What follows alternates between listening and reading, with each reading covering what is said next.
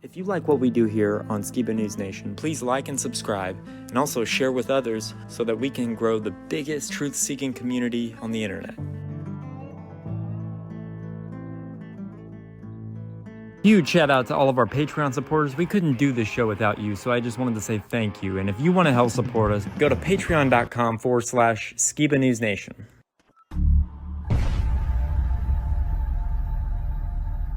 What it costs. I want to know what the truth is. And I hope that people, my son, anybody, if my name comes up, whether you like me, whether you agree with me or not, at least you could respect the fact that he's on a quest for truth. He's on a quest for truth.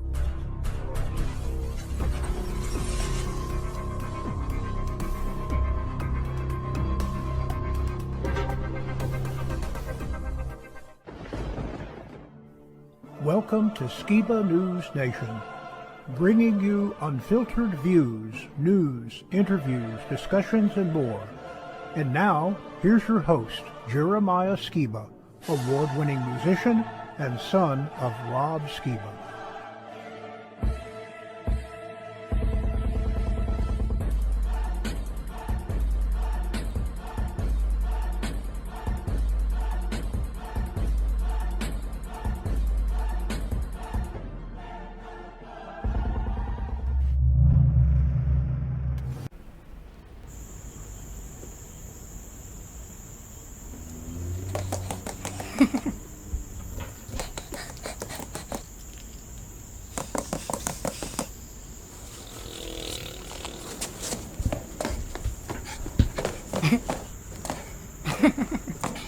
Calling out around the world, are you ready for a brand new beat? Summer's here and the time is right for dancing in the street.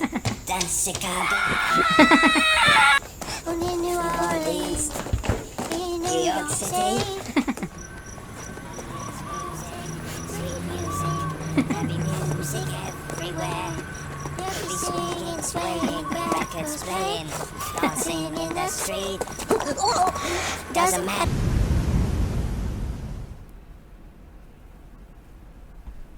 Now, I don't know about you guys, but that's a hit right there. But hey, Skiba News Nation family, welcome to episode 87 of Skiba News Nation, your weekly source of the latest news, controversial topics, conspiracies, forgotten history, and so much more. I'm your host, Jeremiah Skiba, and today we're going to be talking about California selling cult property. Iranian president dies in fatal helicopter crash. Was it four-dimensional warfare or bad weather? Official portrait of King Charles unveiled and extremely creepy. Reality of life in China. The mental gymnastics of poisoning ourselves. Vatican changes guidelines for supernatural phenomenon. Cicada Apocalypse. Non-citizen voting, no proof needed. An all-new OPA'S corner, and for history's mysteries, we'll be talking about O.J. Simpson actually innocent? Was a serial killer responsible? And Pranking the Scammers Volume 3. Memes, and much more. So subscribe and stay tuned. Now, as always, I'd like to introduce my best friend, my co-host. He's very insightful, he's awesome, Mr. Jake Grant. Welcome, Jake. How you doing?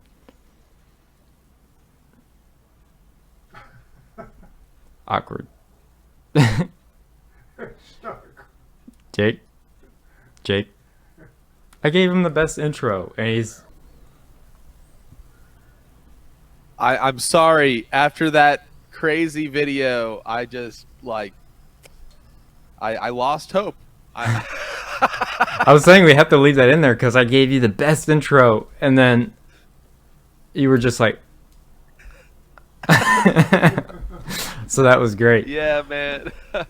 Wow. Thank you. Those are very kind words, Jeremiah, and you are a great host as well. It's always a pleasure to be on here digging into the truth with you, man. Always. Yeah, it's fun, man.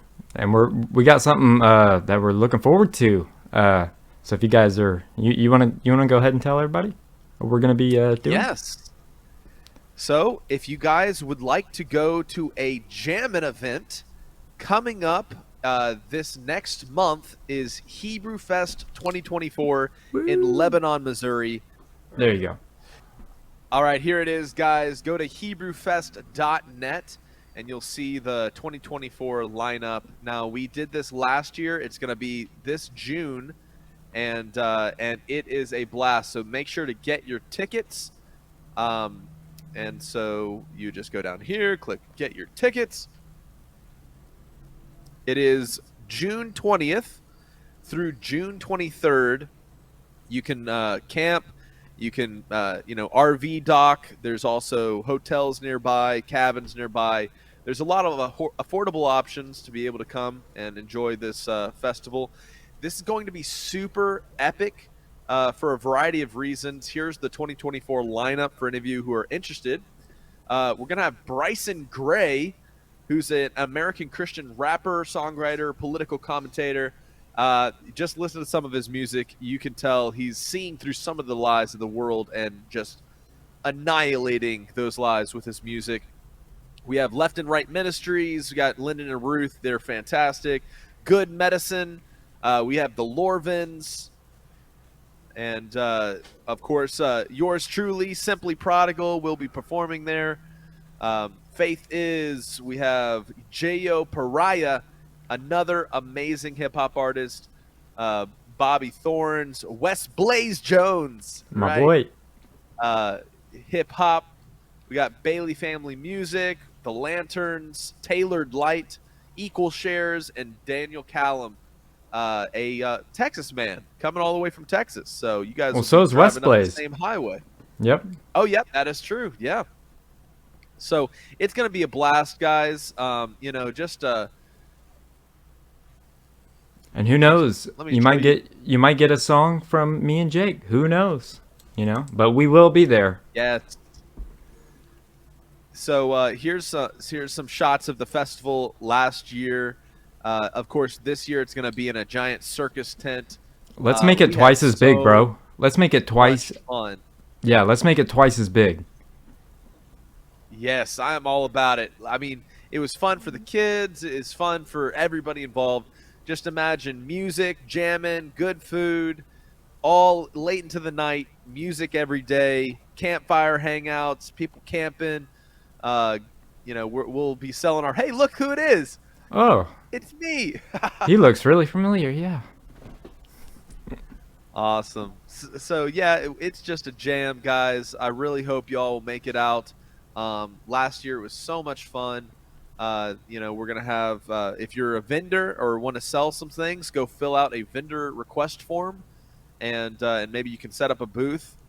Also, we might be having a Skiba News Nation meetup. Jeremiah and I have been talking because there might be somebody else up there at Hebrew Fest this year. Maybe you can tell us a little bit more about that, Jeremiah. Lindsay, my soon-to-be wife, and if my mom is feeling up for it, she said she might, but I don't know if I was supposed to share that, but she might be there.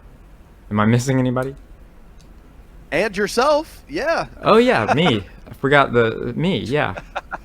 But yeah, the whole thing we're gonna have a booth set up, and it could be a Skiba News Nation booth, and if you want to just sit down and talk with me and Jake too, that's cool too. So we will definitely be having a meetup.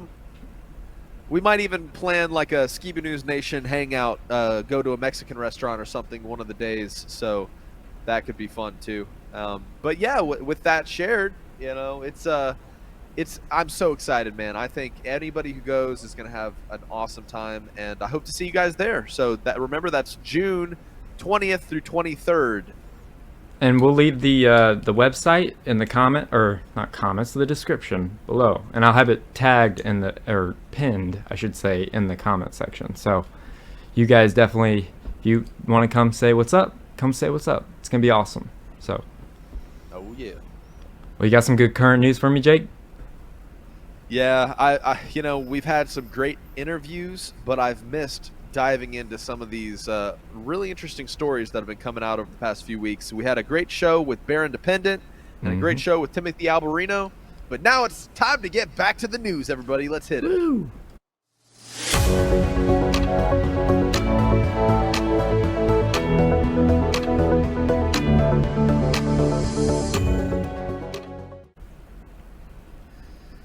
Alrighty, back to Skiba News Nation news segment. It's been a few weeks now, but we're excited to get going again. Check this out. I thought Jeremiah would really be interested in this. A California property with dark ties to two cults, including the Manson family and such. I think it also is tied with the, the world cult operated Krishna guy, operated on this land. So it's going up for sale. What do you think about that, Jeremiah? I mean, do you think, Well, I can't anybody's gonna tell. buy this? Or I hope so. I mean, I can't tell if that's Spawn Ranch or if that's like one of the properties of. It looks like Spawn Ranch, which I'm assuming because I don't know why else they would say the family. So if it is the case, there's a lot of history there that I think that they should preserve, good or bad. I think history needs to be preserved when it comes to, cults or whatever it is, because I mean, I would buy the land if I could, if I had that money. I would buy it just to, show people this is where they lived, this is what they did, this is what everybody believes, and, I don't know, just history. Yeah, that's why I do history, because I love history, but that's just me. It's interesting, though. I mean, speaking of land for sale, we also have the current news that the house of Elvis Presley has been put towards foreclosure. Very interesting. Maybe you can share. You have deeper insight on that than I do, even though, when I first told you about it, you're like, no, that can't be true. But, man, isn't that interesting? They're putting up the king's house for sale, the king of rock. Yeah, it's sad because they're finding out now that it's a scam, and the granddaughter, who's an actress, Riley something, I forget her last name, but she's like an actress, but she is now taking them to court, which I'm happy about, because apparently Lisa Marie Presley, Elvis's daughter, her name was forged on some of the documents, and it's kind of up in the air. It's kind of weird, but I mean, imagine buying that property, right? And Elvis and his whole family's buried on that plot of, like, it's a cemetery too.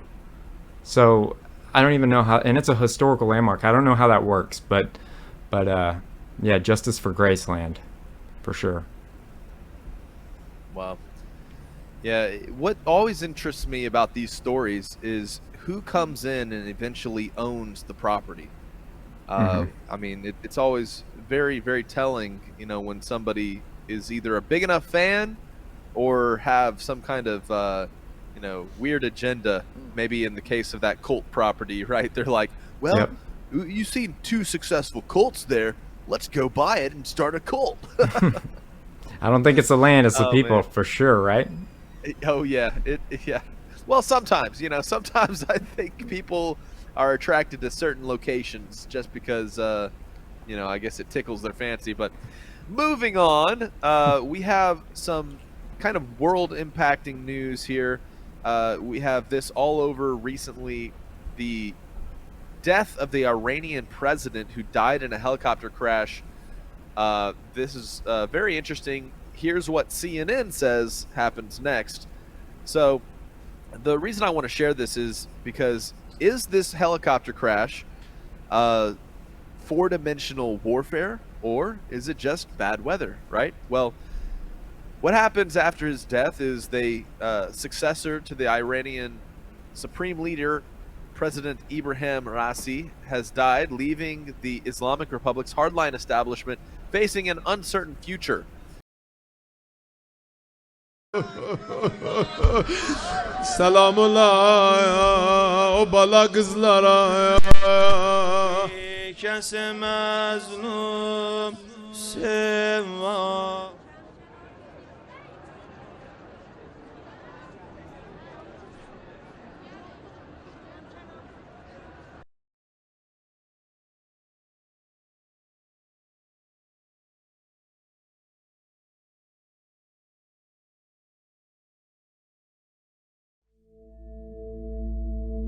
Video shows the aftermath of the helicopter crash that killed Iranian President Ibrahim Raisi and Foreign Minister Hossein Amir Abdullahian.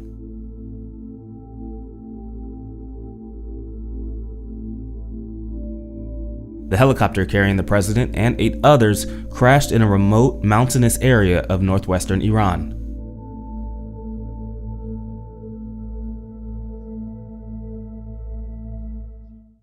And this is just in the wake of some clash between Israel and Iran drones.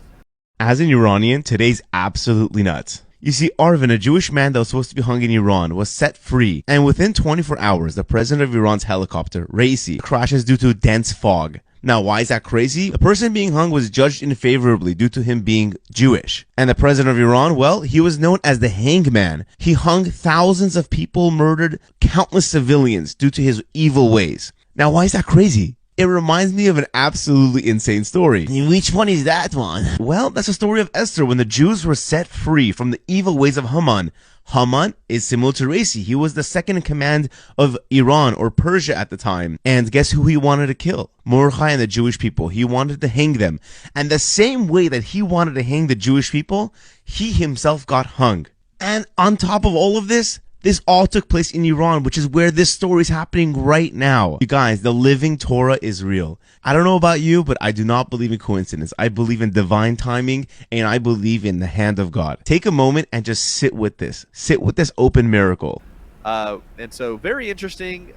Is this some type of four-dimensional warfare where, you know, they hacked this helicopter, caused it to crash? Are we going to see repercussions on the world stage? Or was it just a accident due to bad weather flying up in the mountains there in Iran? So who steps in the president? Well, he's been replaced by the VP, I believe, Mohammed Makbar. Excuse you. He's no, you're thank you. Anyways, so yeah, something to pay attention to, and that's why I asked that question. Is this four-dimensional warfare that's going to, you know, have repercussions? Are we going to see retaliation to whoever caused this crash, or was it just the pilot error? Yep. With that said, let's move on to another interesting thing. Here is the unveiled portrait of King Charles III that was put out since his coronation. And man, I don't know if you guys have seen this going around yet, but even just looking at some of the mirrored images, you can see that here. You can see like a Baphomet literally in the image. I can see it. And yeah, man, that's scary. Just, wow, like wow. Right in your face too. The red dragon. So there's a lot of aspects of the coronation of King Charles that are very peculiar. You know, the British monarchy has always been supposed to be the defender of the faith, right? Well, you had Charles specifically change the language in his coronation to become the defender of faiths, plural. And the stark change from the Anglican kind of mindset of the king being the head of the Anglican church there. And it really lends credence to this one world religion idea, and it seems like Charles is playing right into the hands of that. And then when you look at this portrait and the hidden imagery in it, we can only make assumptions, right? Right. But when this is somebody's unveiled, official portrait to represent them and some kind of characteristic of their personality and their leadership role, and then you see the images of a Baphomet face, and it's like, of course you can make things appear out of anything, but sometimes you have to ask the question, is it just a conspiracy? I don't know. I mean, so anyways, it's a lot of accidents, if you ask me. Happy accidents, just like the good old painter Bob Ross would say. Happy little accidents. Happy little Baphomets in there. Oh yeah.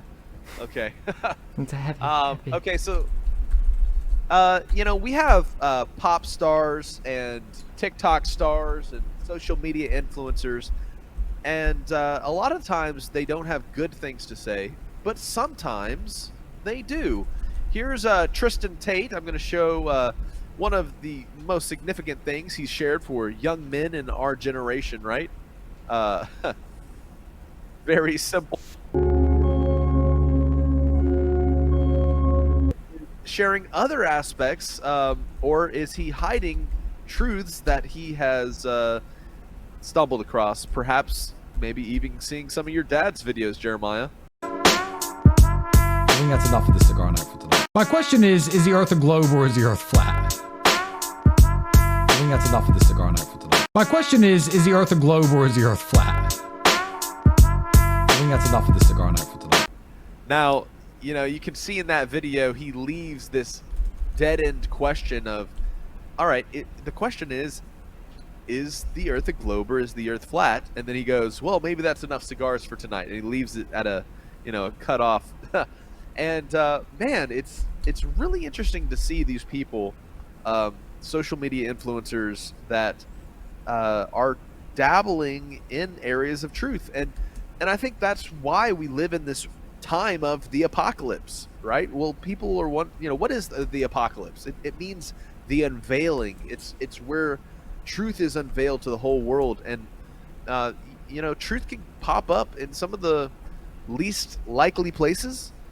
But whenever somebody becomes a champion of truth, it can totally transform who they are on the world stage. And when somebody has a large platform and they start sharing truth, it becomes a contagious thing. So, man, I think, you know, we've covered these guys in the past, the Tate brothers. Say some good things, some things I'm not jiving with, but the thing is you know, I think maybe your dad has had some videos that maybe they've stumbled across, or we should invite him on the show. We should invite him. Yeah, I would be interested in having a conversation with them for sure. Yeah, man. Alrighty, here's this next clip, which is what the reality of life in China is like, according to Luke Belmar. Check this out. China right now, you start talking a little bit about what's called Skynet, and Skynet is this massive surveillance program. Is it cool, Skynet? Yeah, it's ridiculous. So in certain places of China right now, if you want to board a metro, you have to run a biometric. They evaluate whether or not you've been talking about the government online, and they'll drop your social credit score. If you have a poor social credit score, you want to get into your apartment, it says access denied. They don't even let you into your own home. It's getting really crazy. They have facial recognition cameras in every sidewalk, and what they do is if you jaywalk when the light is red, it'll scan your face and it'll deduct money automatically from your bank account. It gets so crazy that in certain places of Shanghai, you want to walk on the sidewalk, you're only allowed to walk in one direction. If you walk in the opposite direction, they scan your face, deduct money from your bank account, and if you don't have money in your bank account, social credit score gets removed. Okay, so, you know, once again, that's just breaking down the in-state agenda of how AI and quantum computing can crunch the numbers and control every aspect of our life in the near future. And what they're already implementing in China, guess what? You have places like Australia already adopting these digital identification methods that allow them to control their population. And you can see this quickly being rolled out on the world stage. Now, there's some bastions of freedom and people that would never give in, but we have to consider that this is an element of control. It's an element of the New World Order, and it's quickly coming on the world scene. Alrighty, so now let's get into a topic we've covered numerous times in the past, especially since 2021. This is Dr. McCullough speaking on just how much of a mistake we've made with this modern medicine. Is this childhood vaccine schedule is not what we thought. And now critically looking at it, we have a situation that we just learned that the World Council for Health, now international body, is calling for a complete moratorium on childhood vaccines. First international organization to call for that. Why? Because the vaccines are piling up one after another. They're being given in multiple salvos. There are safety events now that we learned. In 1986, the U.S. passed legislation that indemnified the manufacturers of vaccines. In that legislation, it says that have unavoidable harm. It says that. So what are the harms that we're seeing? It's clear when the vaccines are given in multiple rounds. It's probably not no single vaccine and no single additive, but it's the sum total of vaccines given at once. We're seeing a strong signal towards neuropsychiatric disorders, so attention deficit disorder, Asperger's, autism, seizures, allergic diseases, asthma, atopic dermatitis. And even death. Need for terminal sudden infant death syndrome. And then the converse now. This is the converse, which is papers by Mawson, Hooker, Miller, Thomas, and an older Amish study. All 5 studies show if children go natural, no whatsoever, they have the best outcomes. Wow. Freedom from these things. And, you know, when I was a kid, the rate of autism was 1 in 10,000. Right. Now it's 1 in 36. Oh, my God. And there's about 200 published manuscripts showing it's a immune system dysregulation. 1 in 36? 1 in 36. Yeah. 1 in 36. The immune system dysregulation that, you know, in a reactogenic phase of sometimes with a febrile seizure, the inflammatory factors go into the brain, probably permanently change it. And the vignettes the mothers tell us that the child was fine up until the time they took multiple rounds of and then they developed autism. Those vignettes are almost certainly correct. We can't pin it down to any single, but I'm telling you, in total, it doesn't look good. This epidemic of autism is a tsunami. And you know how, you know, many mothers now, recent Kaiser Family Foundation survey shows, you know, about 1/3 of mothers and young fathers going natural. All right, so of course what he's saying is the World Council for Health calling for a complete moratorium regarding the no word, right? And, you know, this is very, very important, guys. I mean, we have to be aware of this concept. And I wanted to share this. Nothing says trust the science quite like you can't sue us if something goes wrong, and we need 55 years to release the data to the public. Yeah. Wow. And, you know, what is the significance for them affecting the, you know, the human genome with mRNA technology and pushing V's so heavily? I mean, look at this. This is DNA. And every 10,5,6,5 acids equals the ATCG, and this adds up to the numerical value of the Hebraic name of Yah, the Yod He Vav He, right? Over 6,000 times in your King James Bible, where it says all caps, the Lord, right? Guess what? That's the name that was replaced because of rabbinic tradition to hide the name and to keep it from being spoken in vain, according to their perspective of, you know, don't take the Lord's name in vain, right? Well, they would only speak the name on the Day of Atonement.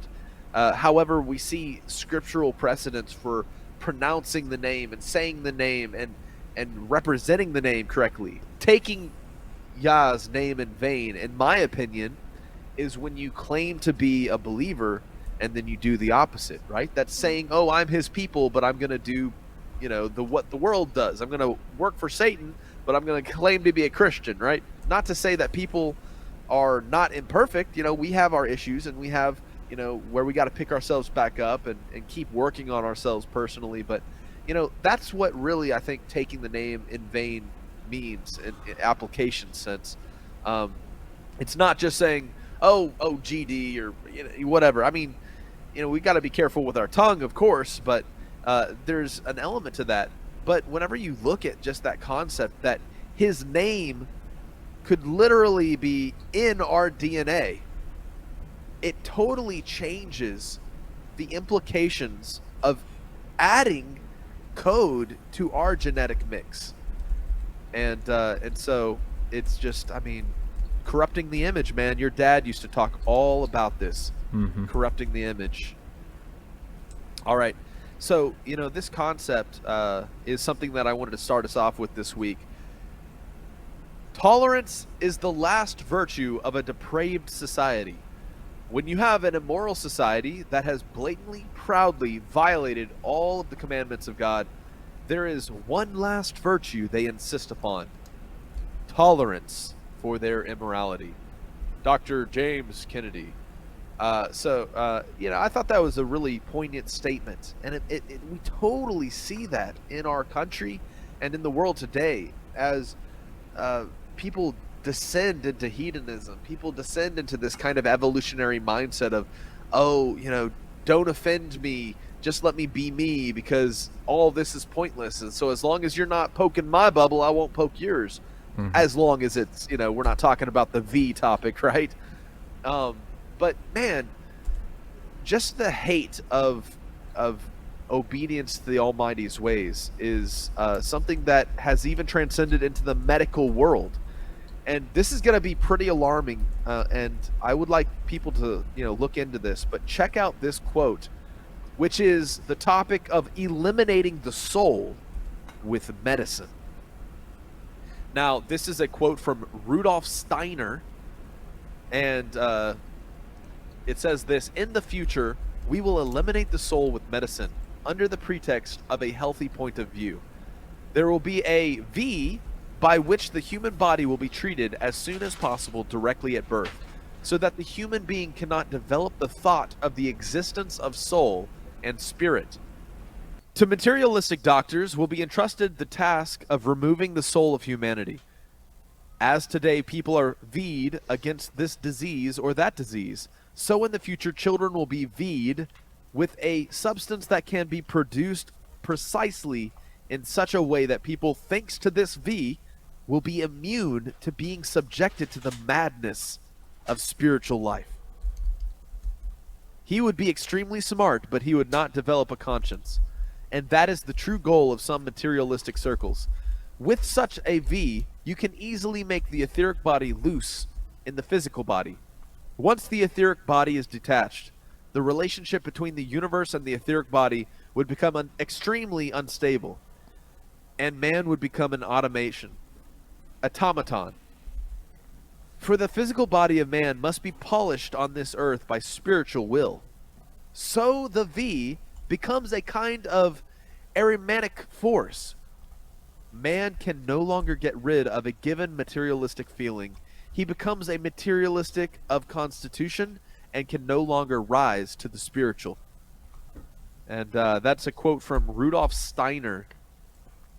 And wow. Man, just how telling is that more than 100 years ago, this guy wrote this, and then we're seeing today the advent of this concept of DNA altering mRNA technology, which is reminiscent of a supposed spoof video, I'll say, that featured allegedly a doctor. Some people say it was Bill Gates standing at the back of this military classroom, talking about how they could treat terroristic religious extremism with a I'm going to have to bleep myself now, but they talked about this could be a method of removing this tendency for populations to be so devoted to God that they would cause extremist actions or harm to others. And, you could see how they could justify giving this to people, because if they don't believe God even exists, and we're going from a hedonistic atheist perspective of the universe, then they're curing a disease with something like this. And man, that's terrifying. And that's exactly what some of the things your dad would talk about years and years ago, Jeremiah, warning about how they're trying to kill the soul. They're trying to corrupt the image. And man, it's just very prophetic. Crazy to see that quote. Yeah, agreed. And finally, last little picture here. Cheers to all the folks who do their own research. In the age of information, ignorance is a choice. Now, this is of course related to the etheric effects of injecting experimental stuff into our body, but the long-term implications that they could be slipping into our genome, affecting our minds, affecting even our spirituality through their pharmakia, through their witchcraft. This is sobering stuff that we have to be aware that some of these people actually believe this kind of nonsense, and they're trying to roll it out on mankind. Yep. Alrighty. So with that shared, check out the mental gymnastics it takes to inject ourselves with poison and to consume poison. Check this out. All right, let me get this straight, because I'm a little slow. MSG in food, bad. MSG in is good. Aluminum in deodorant, bad. Aluminum in good. Right? I have this right? Yeah. Glyphosate on food, bad. Glyphosate in good. Formaldehyde in building materials, bad. Formaldehyde, good. Mercury in fish, bad. Mercury means good. I think I got all that right. There you have it. You can't have it both ways, guys. If it's bad for us to consume, then how is it good for us to inject? It doesn't make sense. And, you know, some people argue, oh, well, there's a difference between industrial versus food grade. But the concept is, you know, look at the schedule given to infants. Look at the correlation between autism and the schedule. And look at Amish populations. There's a actual precedence being set by populations that refuse to participate in the modern medical system, and how their autism rates are nowhere near what we see in the general populace that are all receiving hundreds of these doses by the time they're several months old. It's just, guys, and it's not only that, it's many other areas of poison. And you know who knows how to watch out for poison, Jeremiah? Who? Who? Me? Putin. Oh. Putin. And you could also say Kim Jong-un. Check out this video, man. I think you're going to get a kick out of it.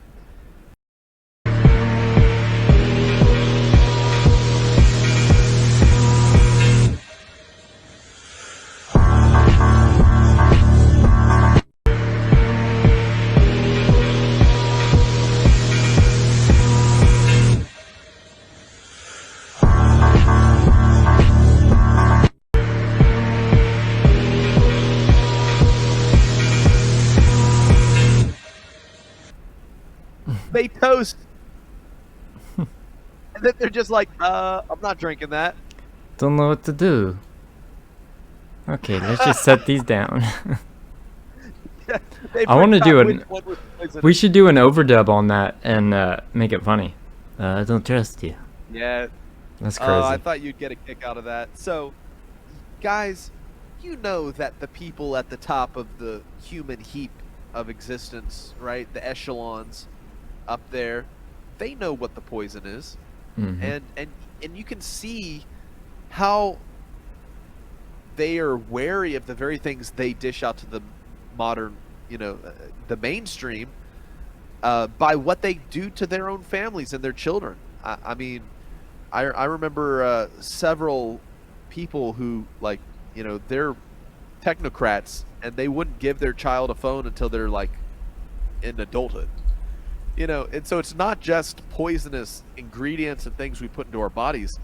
It's the poison we put into our minds that they're aware of too, because they know that they're using that same poisoning of the mind to influence us for nefarious agendas. Yep. How about a little bit of textual evidence for the validity of the scriptures, right? I wanted to encourage anybody who is questioning the topic of biblical authenticity. You know, did God actually say what he said? You know, what about the stories in the Bible? This is all hoobla habla, whatever. Check out this book by Grant R. Jeffrey. It's called The Signature of God, and it's a compilation of all of the significant archaeological evidences proving the biblical historical accounts. And it's well worth the read.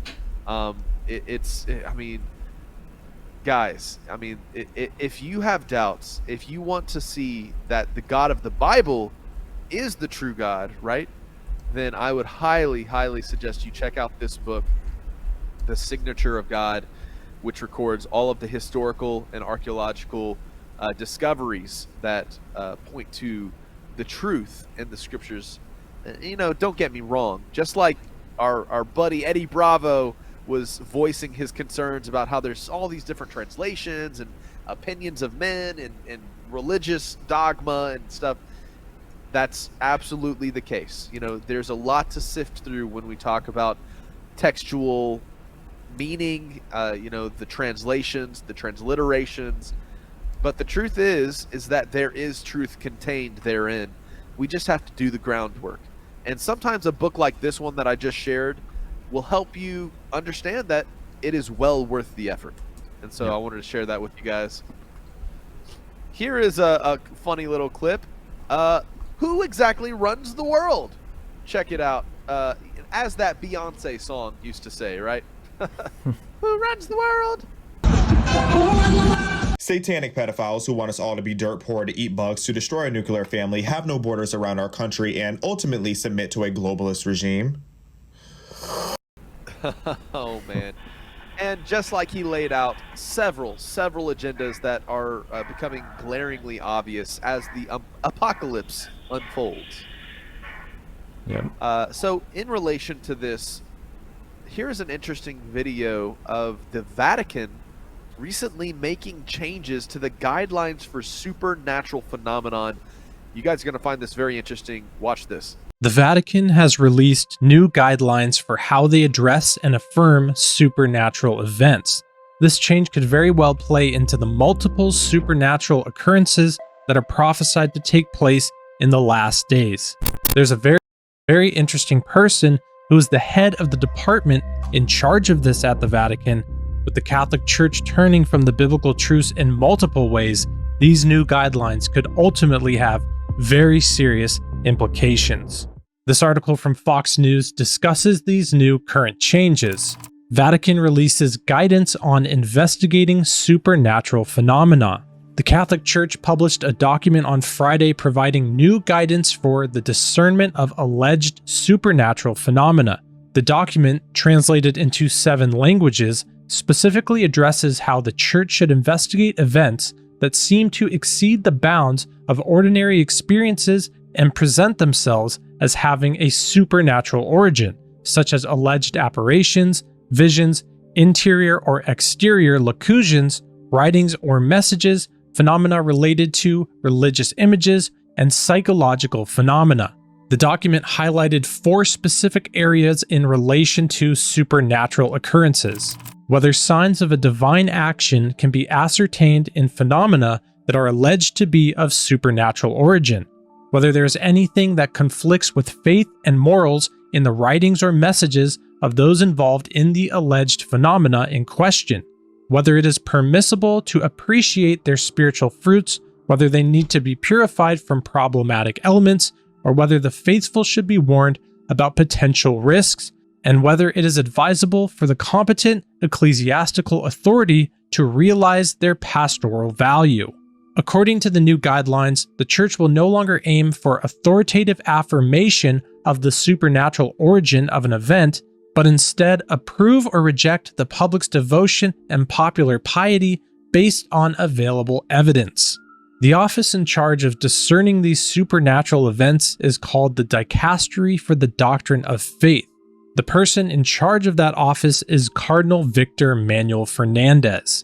Cardinal Fernandez has a checkered past, writing some very strange books about sexuality. Heal Me With Your Mouth, The Art of Kissing, an old book, sparks a new controversy in the Vatican. It's sadly not surprising that these are the types of people in positions of power at the Vatican.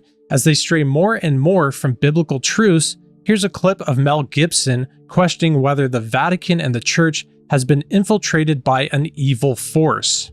And how are we supposed to know the good guys from the bad guys? Well, we were given a standard by which to judge them. You know, by their fruits, you'll know them. By their fruits. Anybody seen any good fruit lately? Well, it's tough. And look, I'm a pretty sinful guy. I mean, I'm as venal as the next guy. But I know the difference between a shepherd and a hireling. And I think that the vast majority of these bishops are just a bunch of hirelings. You know? And my question is, you know, like, who's hiring them? I don't think it's Jesus. Is it Francis? Who's hiring Francis? Is it Pachamama? I mean, I think you need to look at the whole institution. And, I'll quote Archbishop Vigano again in saying that he believes that there was a parallel counterfeit church set up to eclipse the real one. He's suggesting usurpation or an inside job. It seems that way. Anyway, of course we know the gates of hell will not prevail against it. The victory is God's, not ours.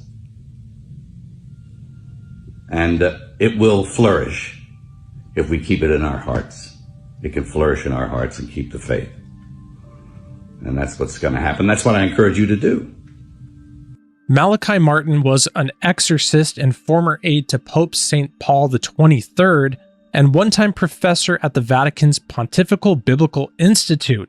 Malachi Martin was an ordained Jesuit who requested to be released from his vows from the Jesuit order. He also spoke of an evil infiltration that has happened at the Vatican within the highest orders of people in power, and that they were actually followers of Satan and a satanic order. Saint Malachi in the 12th century also prophesied that in the last days there would be a counter-pope or a black pope who rose to a position of power to lead astray the Catholic Church. Here's a news clip showing how the Vatican has made recent changes in their teachings and their beliefs that conform them more towards the culture and away from biblical truths. In Catholic Church, how to treat same-sex couples. In a new documentary, the Pope says gay couples should be allowed to legally join together in civil unions. Indeed, it is a big deal and a real departure from his predecessors. This is the first time we have ever heard a Pope support same-sex civil unions. The revelations came in a documentary about Francis's papacy. In it, Francis said homosexuals have a right to be part of the family. They're children of God.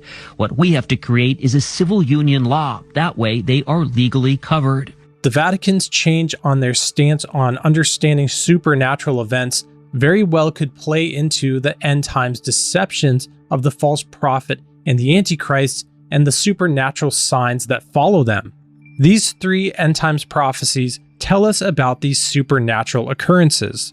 The coming of the lawless one is according to the working of Satan, with all power, signs, and lying wonders. He performs great signs, so that he even makes fire come down from heaven on the earth in the sight of men. And I saw one of his heads as if it had been mortally wounded, and his deadly wound was healed, and all the world marveled and followed the beast. Jesus also gave a warning that the deceptions in the end times will be so great that even believers will be tempted to believe the lies. For false Christs and false prophets will rise and show great signs and wonders to deceive, if possible, even the elect. See, I have told you beforehand. Revelation 16:13-14 also warns of evil supernatural signs that are going to take place in the last days. And I saw 3 unclean spirits like frogs coming out of the mouth of the dragon, out of the mouth of the beast, and out of the mouth of the false prophet. For they are spirits of demons, performing signs, which go out to the kings of the earth and the whole world, to gather them to the battle of the great day of God Almighty. When the Bible warns of something multiple times, it's extremely important to pay attention. The fact that supernatural occurrences and events is something that's becoming mainstream fits in perfectly with what the Bible prophesies will take place in the last days. We need to put our trust fully in Jesus Christ to be led away from distractions and deceptions and to be on the straight and narrow path of truth. I hope and pray you're well. Thanks for watching. Alrighty, so there you have it.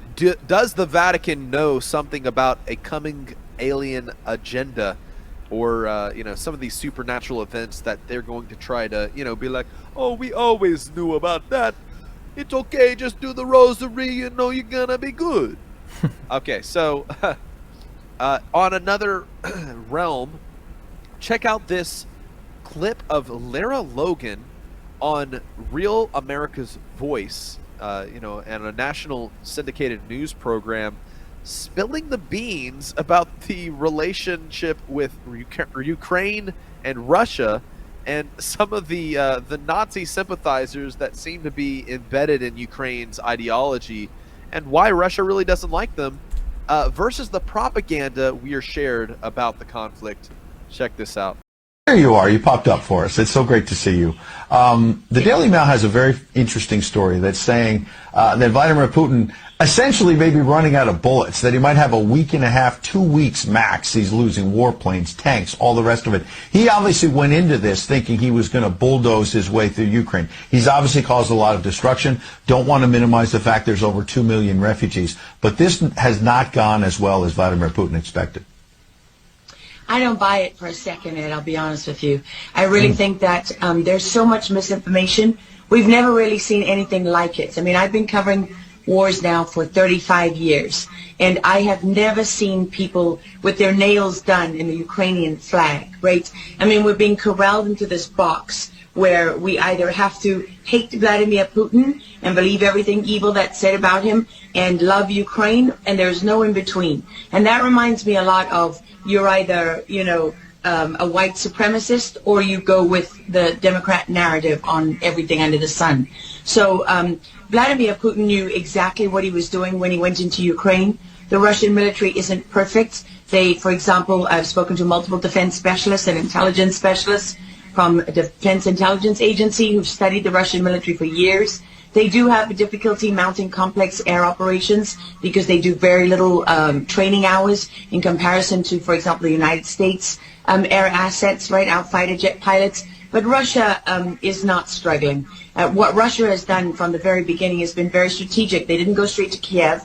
They went to all those bioweapons laboratories that are scattered all over the country. Some of them they built, so they know where they are. They've known where they are since the Soviet Union, because under the Defense Threat Reduction Program, we went in after the fall of the Soviet Union and supposedly turned those facilities from bioweapons labs into public health labs. Although, these days it's hard to believe anything that our leaders tell us, because they've lied about COVID, they lied about Russia collusion, they lied about the Ukraine impeachment trial, and there's so much more going on in Ukraine that nobody is talking about. You see such dishonesty when it comes to the history of Ukraine. You see dishonesty when it comes to the Azov Battalion, which is funded by the U.S. and NATO. I mean, you can find pictures of them online holding up the NATO flag and the swastika at the same time. Their own emblem contains the black sun of the occult, which was a Nazi SS emblem. And it also contains the sideways, lightning insignia of the SS. I mean, this is on throughout the Ukrainian military. You can see that black sun of the occult on their body armor, even on the female soldiers who are paraded in front of the world as being, such an example of Ukraine's independence and spirit and nobility. Even they are wearing the black sun of the occult. And, the White House wants you to believe, well, this doesn't matter, it's just a small number of troops. It's not true. The Azov Battalion has been murdering its way through eastern Ukraine. Yeah. We don't want to admit this. This was why Crimea voted for independence. This is why Crimea wanted to be with Russia. Because we in the media, in the Western media and in the West, won't acknowledge the reality of what's gone on. Western Ukraine backed the Nazis. It was a headquarters for the Nazi SS. The CIA under Alan Dulles actually gave immunity from prosecution to the Nazis of Ukraine from the Nuremberg trials. So there's a long history of the United States and our intelligence agencies funding and arming Nazis in Ukraine. These are not like new neo-Nazi groups that sprung up. These are the actual Nazis from the Second World War, who, if you go back to the Nuremberg trials, said that they were planning for a 1,000-year Reich. And so you have to really wonder, as you look at this, when you know that the CIA sponsored the color revolution in Ukraine in 2013 and 14, that they selected Ukraine's leaders, go to Victoria Nuland's leaked phone conversation where she and the U.S. ambassador are deciding who can lead Ukraine. I mean, there's as much interference here as you could possibly imagine before you even get to Hunter Biden, Nancy Pelosi, John Kerry, and Mitt Romney, and all of their children who are employed, who earn millions from Ukrainian gas companies. Yeah, you were pointing, pardon me, to a real credibility crisis for our leaders. I want to let Karen Turk jump in. Yeah, I wanted to bring up the fact that President Zelensky is Jewish, and I don't know exactly how this factors in, but there's some very interesting points in what you're saying. And looking at this, you could think it's political theatrics. You made a very good point at the beginning that you think that Putin is in control. And I actually want to play something that Jen Psaki said, because it seems that the White House is actually echoing that sentiment. Watch this.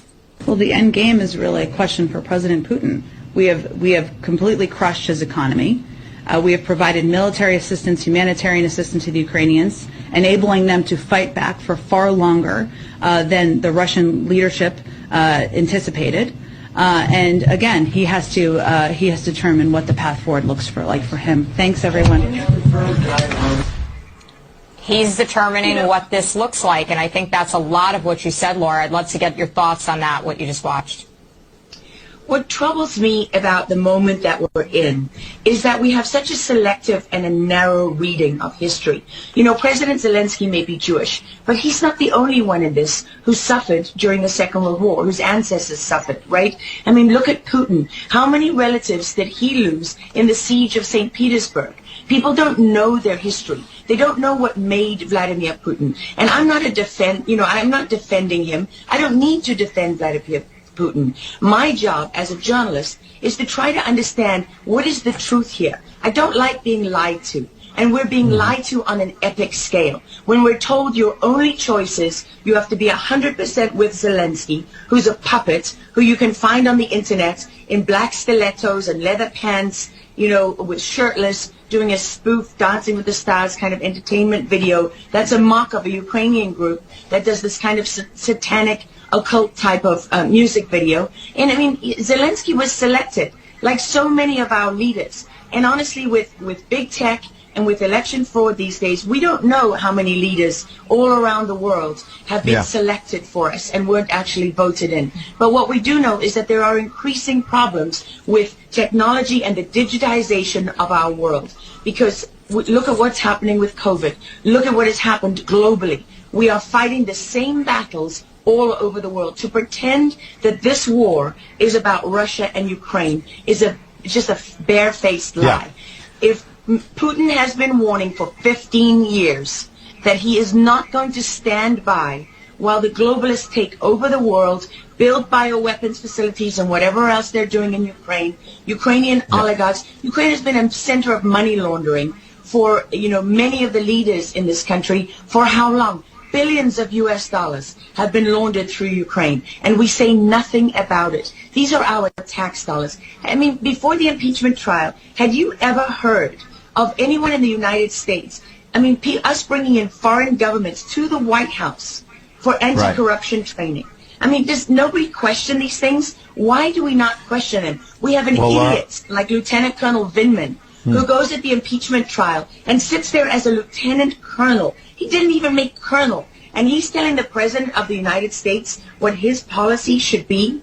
You have a traitor in the form of Maria Yovanovitch, who was Obama's ambassador, who's telling Ukrainian government officials, don't listen to the will of the American people.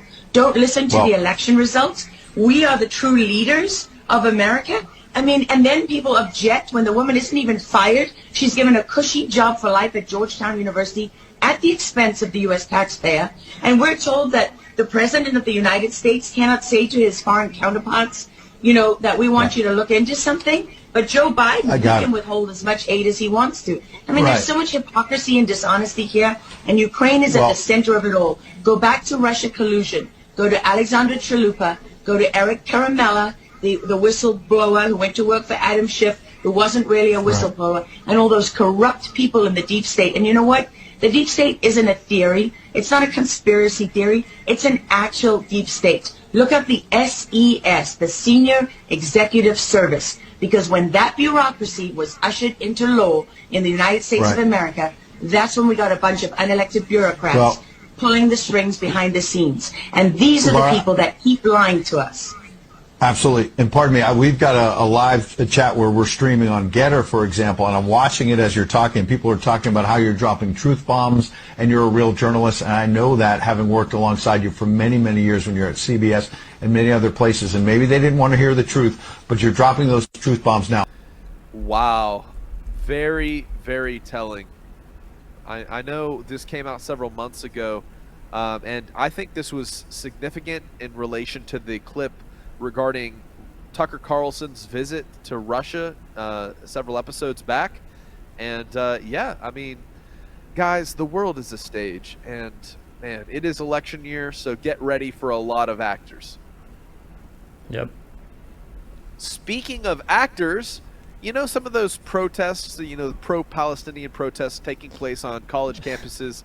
Yeah. Isn't it interesting that, you know, they're all planning to camp out together, but wouldn't it have made sense if they all had, like, you know, their own tents? Why does it seem like this is a funded event with identical, fresh out of the box, same design tents? It's crazy, man. That's a good point. I've never thought of that. I've never seen those images.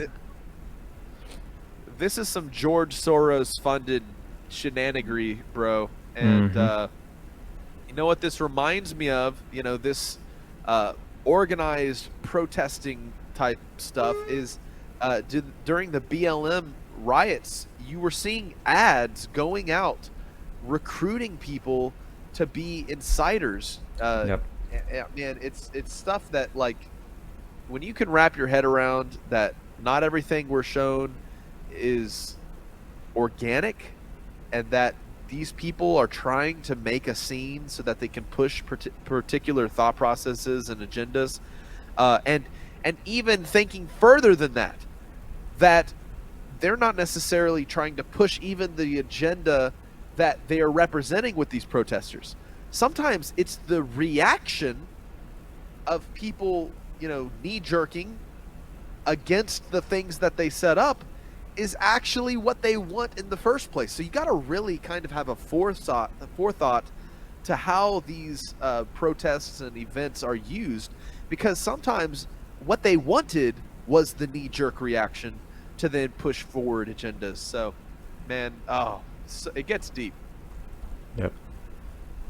So, in a more natural aspect of current events, there's apparently a cicada apocalypse happening. No. Wait, no. It wouldn't be an apocalypse. It would be a cicada Armageddon happening here in the United States. Here's a interesting alignment that won't happen but every 200 years or something, and it's why it's so loud outside during the day if you're in this part of the United States. This is like the most historic thing that's ever happened to the U.S. and nobody's talking about it. There is this cicada super bloom happening. It's the first time in 200 years that these various batches of cicadas are all aligning. It's going to be like bad, like billions of cicadas hatching at the same time. It says it's going to hit the Midwest and the southern U.S. And that noise they make, dude. It's deafening in the suburbs of Chicago. They're suggesting that homeowners get ear protection and cover their pools. More than 1 trillion cicadas, according to Time magazine. Can you imagine seeing 1 trillion bugs? This is like the most historic thing that's ever happened. Oh, man. So, you know, whenever I hear these particularly interesting coinkydinks, these alignments, and then I see like things like the solar eclipse, I see the signs in the heavens with the aurora coming down so far south.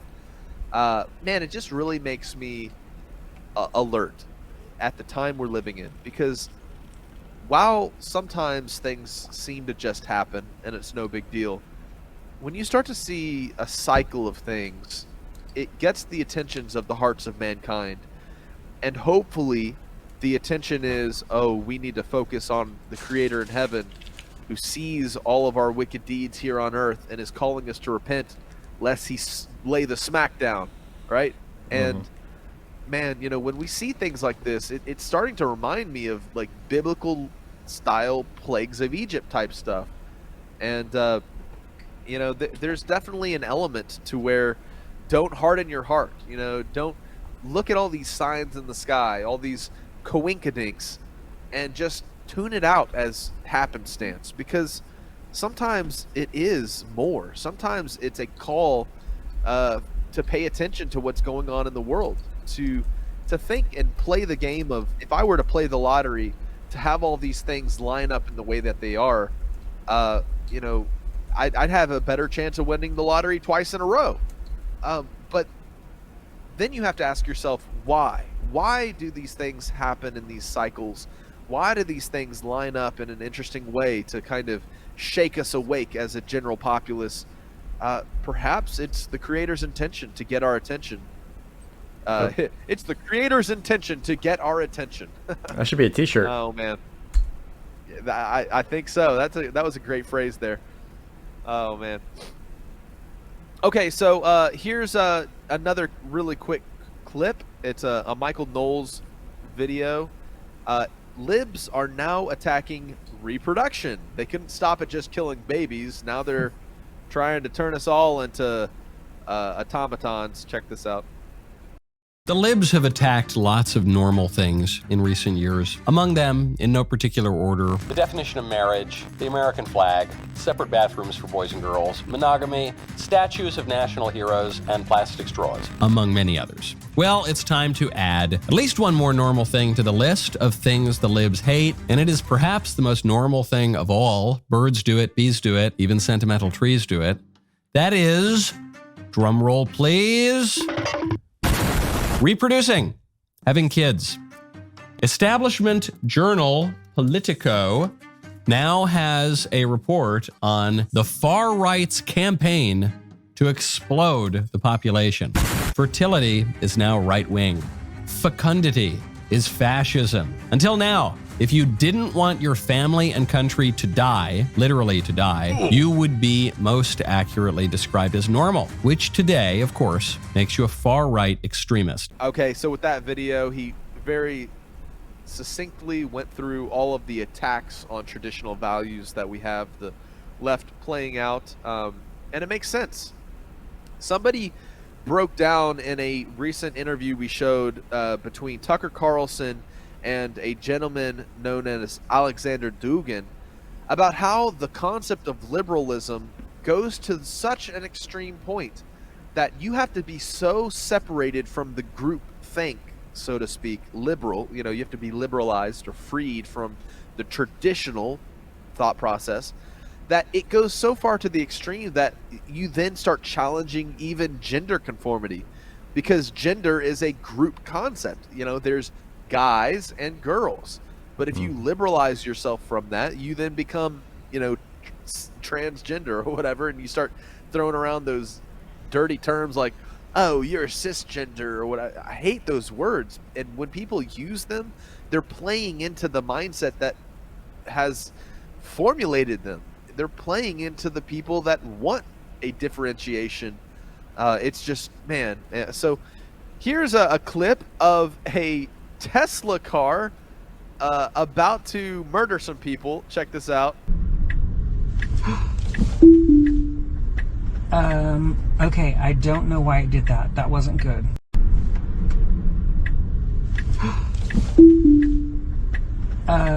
Okay, I don't know why it did that. That wasn't good. Oh man, you know, and this is the guy, you know, that everybody's hyping up, putting chip implants in your brain, and they're like, oh, you know, right now it's experimental. It's for people who are disabled and, you know, quadriplegics. And I saw a recent video of the first patient who had the implant put into their mind. But it's just the concept of connecting ourselves to an automated device or even an AI device that can then kill you in a split second just because it makes a decision that you would never make yourself. But I think that car was a great demonstration of that. Like, oops, that's not supposed to happen. Whoops, let me just grab control here. Oh, yeah, man. that's craziness. Okay, here's an interesting video. It's, hey, did you know for a couple weeks the national debt actually started to deduct and it was going the right direction? Have you ever wondered why that could happen? Check this clip out. I noticed something really interesting about the debt a couple of weeks ago. It's synced with Treasury, so my debt clock has Wi-Fi. I wrote all the code for it. It goes to Treasury once a day and gets the debt to the penny. They have an API where they publish it. Okay. You know, I'd been away from my Wi-Fi server for a while, and I go back in range, and it calibrates, and the number had gone down. Okay, I've been watching this thing spin up for a year, and the number went down. And I talked with some folks, and I'm like, do you realize the debt is going down? I've been watching it every day just spiral upward, and it went down. One of them commented, well, do you know what this week is? It's April 15th. The reason the debt went down for 2 weeks is everybody paid their taxes. And now it's going back up again. For a split second, we made some progress. Boom, back to the government overspending our money. Okay, so he's basically saying the few weeks during April that people pay their taxes is the only time that the debt goes the other direction on this wearable countdown clock. Oh, man. Yeah.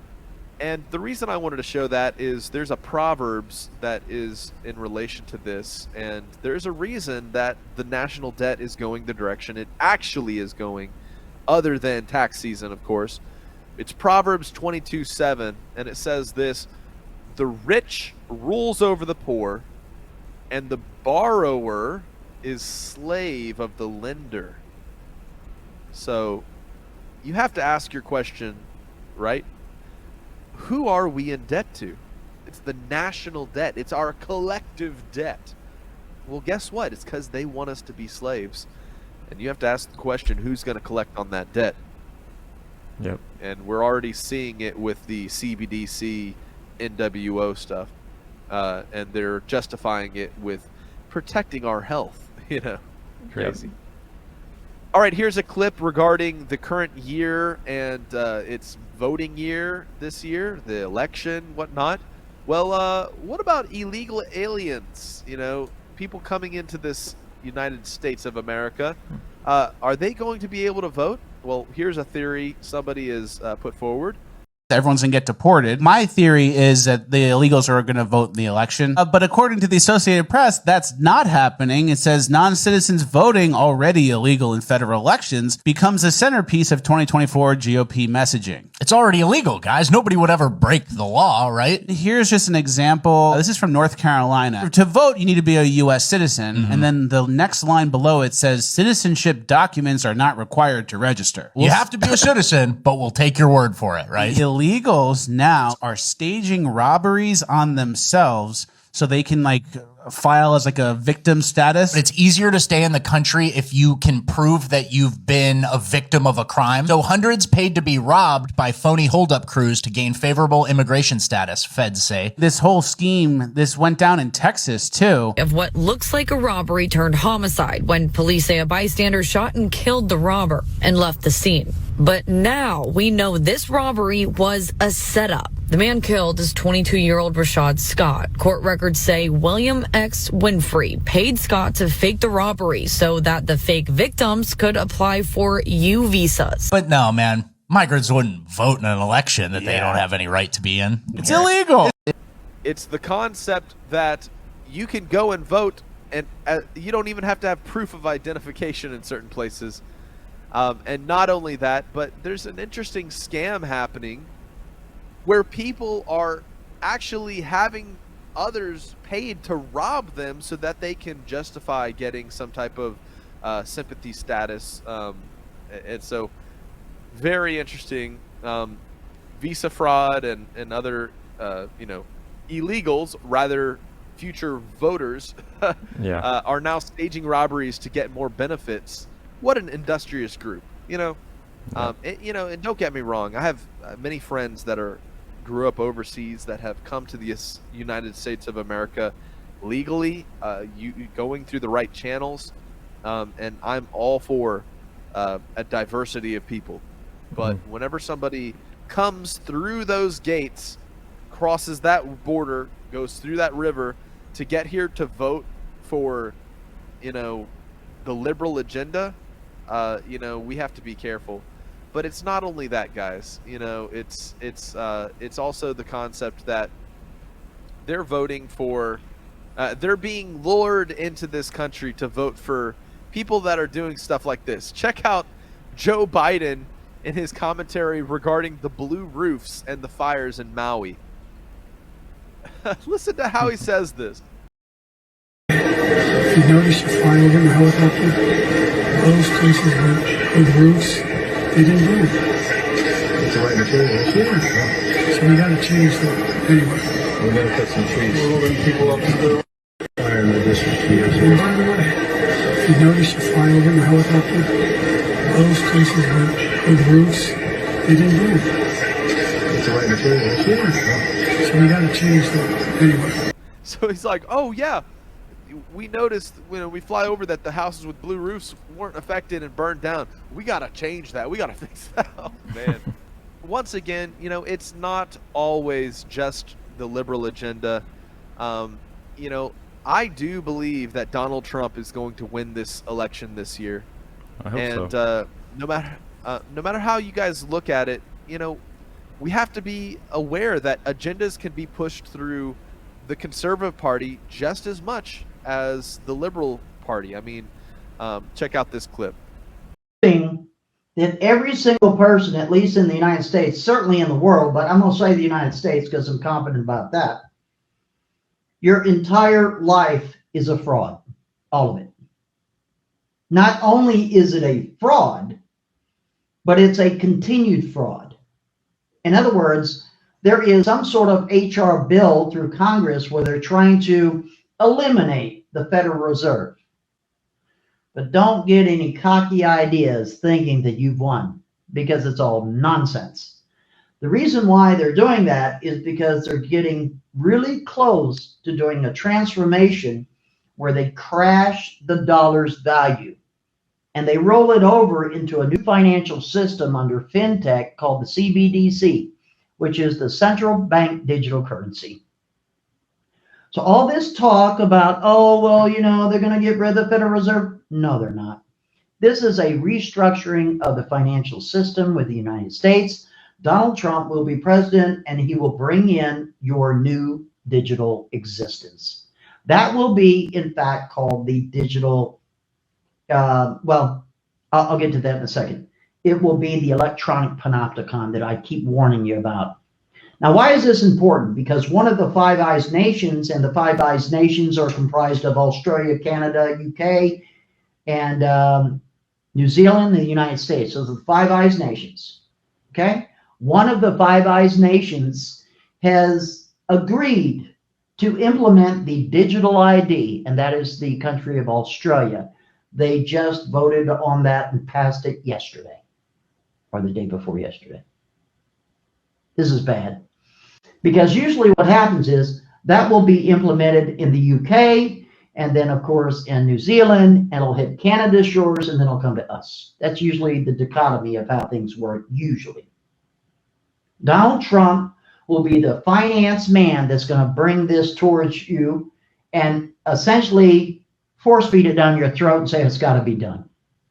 And then all the people that follow him will be nodding their head, go, yes, okay, if you say so, Daddy, then okay, which is ridiculous. Okay, stupidest thing ever happened. Because digital currency is not freedom, it's slavery. You got that? Trust the plan, right? So, you know, I know we have Trump fans. I know we have people that believe he's the Antichrist. So, you know, we're not catering to anybody. You know, my buddy Jeremiah, you know, he's a big Trump fan. And I'm kind of withdrawn from politics personally. I believe that it's a lot of it's just a, you know, hoodwink thing. But things can happen no matter who's sitting in the presidency. And I want everybody to understand that. So no matter who wins this election or who illegal aliens are voting for, you still got to have your head on a swivel. Don't be lulled into a false sense of security. Yep. Check out Lawrence here, who jumped on the Joe Rogan podcast, dropping a bunch of knowledge, right? Kind of had an interesting vibe from this particular clip as he breaks down the Goldilocks zone, and it reminded me of some scripture. But I believe this is what happens when you buy headlong into the cosmological deception of the spinning monkey ball religion. And it when you hear, how the math is broke down, and how, they theorize of the trillions of years it'll take for, planets to enter into the Goldilocks zone. It's just, I'll read the verse after we show the video. Check this out. Away from the sun. Yeah, slightly. This is the mistake I made at the Oxford, because they wouldn't allow me to bring my notes or anything. So I said the drift was 6 inches a year. It's 0.6 inches a year. Mm-hmm. So if you add up how long it would take the Earth to move, and all of the planets in every solar system is drifting away from their primary at this same exact rate, like 1.5 centimeters. So this is a universal expansion that's happening with everything moving away. So them saying and the Webb telescope have proven that those galaxies couldn't have formed 13, 14 billion years ago. But if you would just add up linearly how long it would take the Earth to go from the sun to 93 million miles away, it's 5,280 feet in a mile, 12 inches in a foot. Therefore, it's 1 mile equals 63,360 inches. So the number of years that it will take for the Earth to move 1 mile is 105,600 years.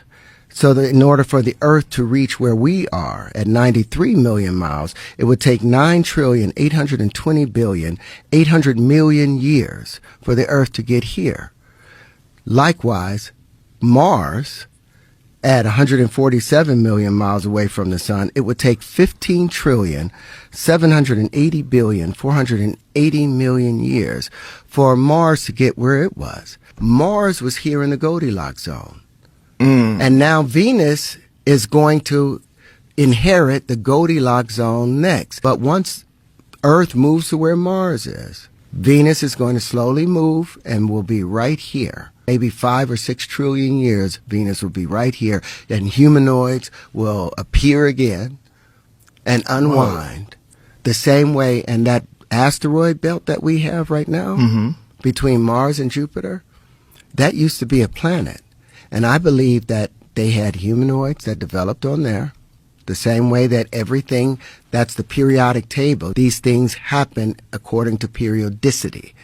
They happen under regular events. You change the motion and pressure conditions, the crystallization changes. We call it a different element, but it's the same substance. Like my hand is one substance, but if I do it like this and do it like this and do it like this, it looks like a whole different thing. And they can call it a different element, but it's the same element under different motion and pressure conditions. I believe that Sirius used to be a planet when it was here, and the humanoids on there didn't recognize that we don't have a solid core. Everything expands as a sphere, and no sphere in our universe, no bubble has a solid core.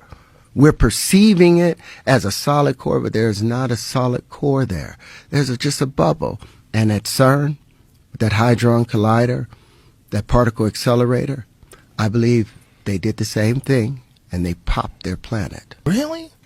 Just take it, if you add up all of the weight of the mass of those of the asteroids in the asteroid belt, it will probably equal the same mass as that of Mars. So you believe that the sun is the origin of these planets?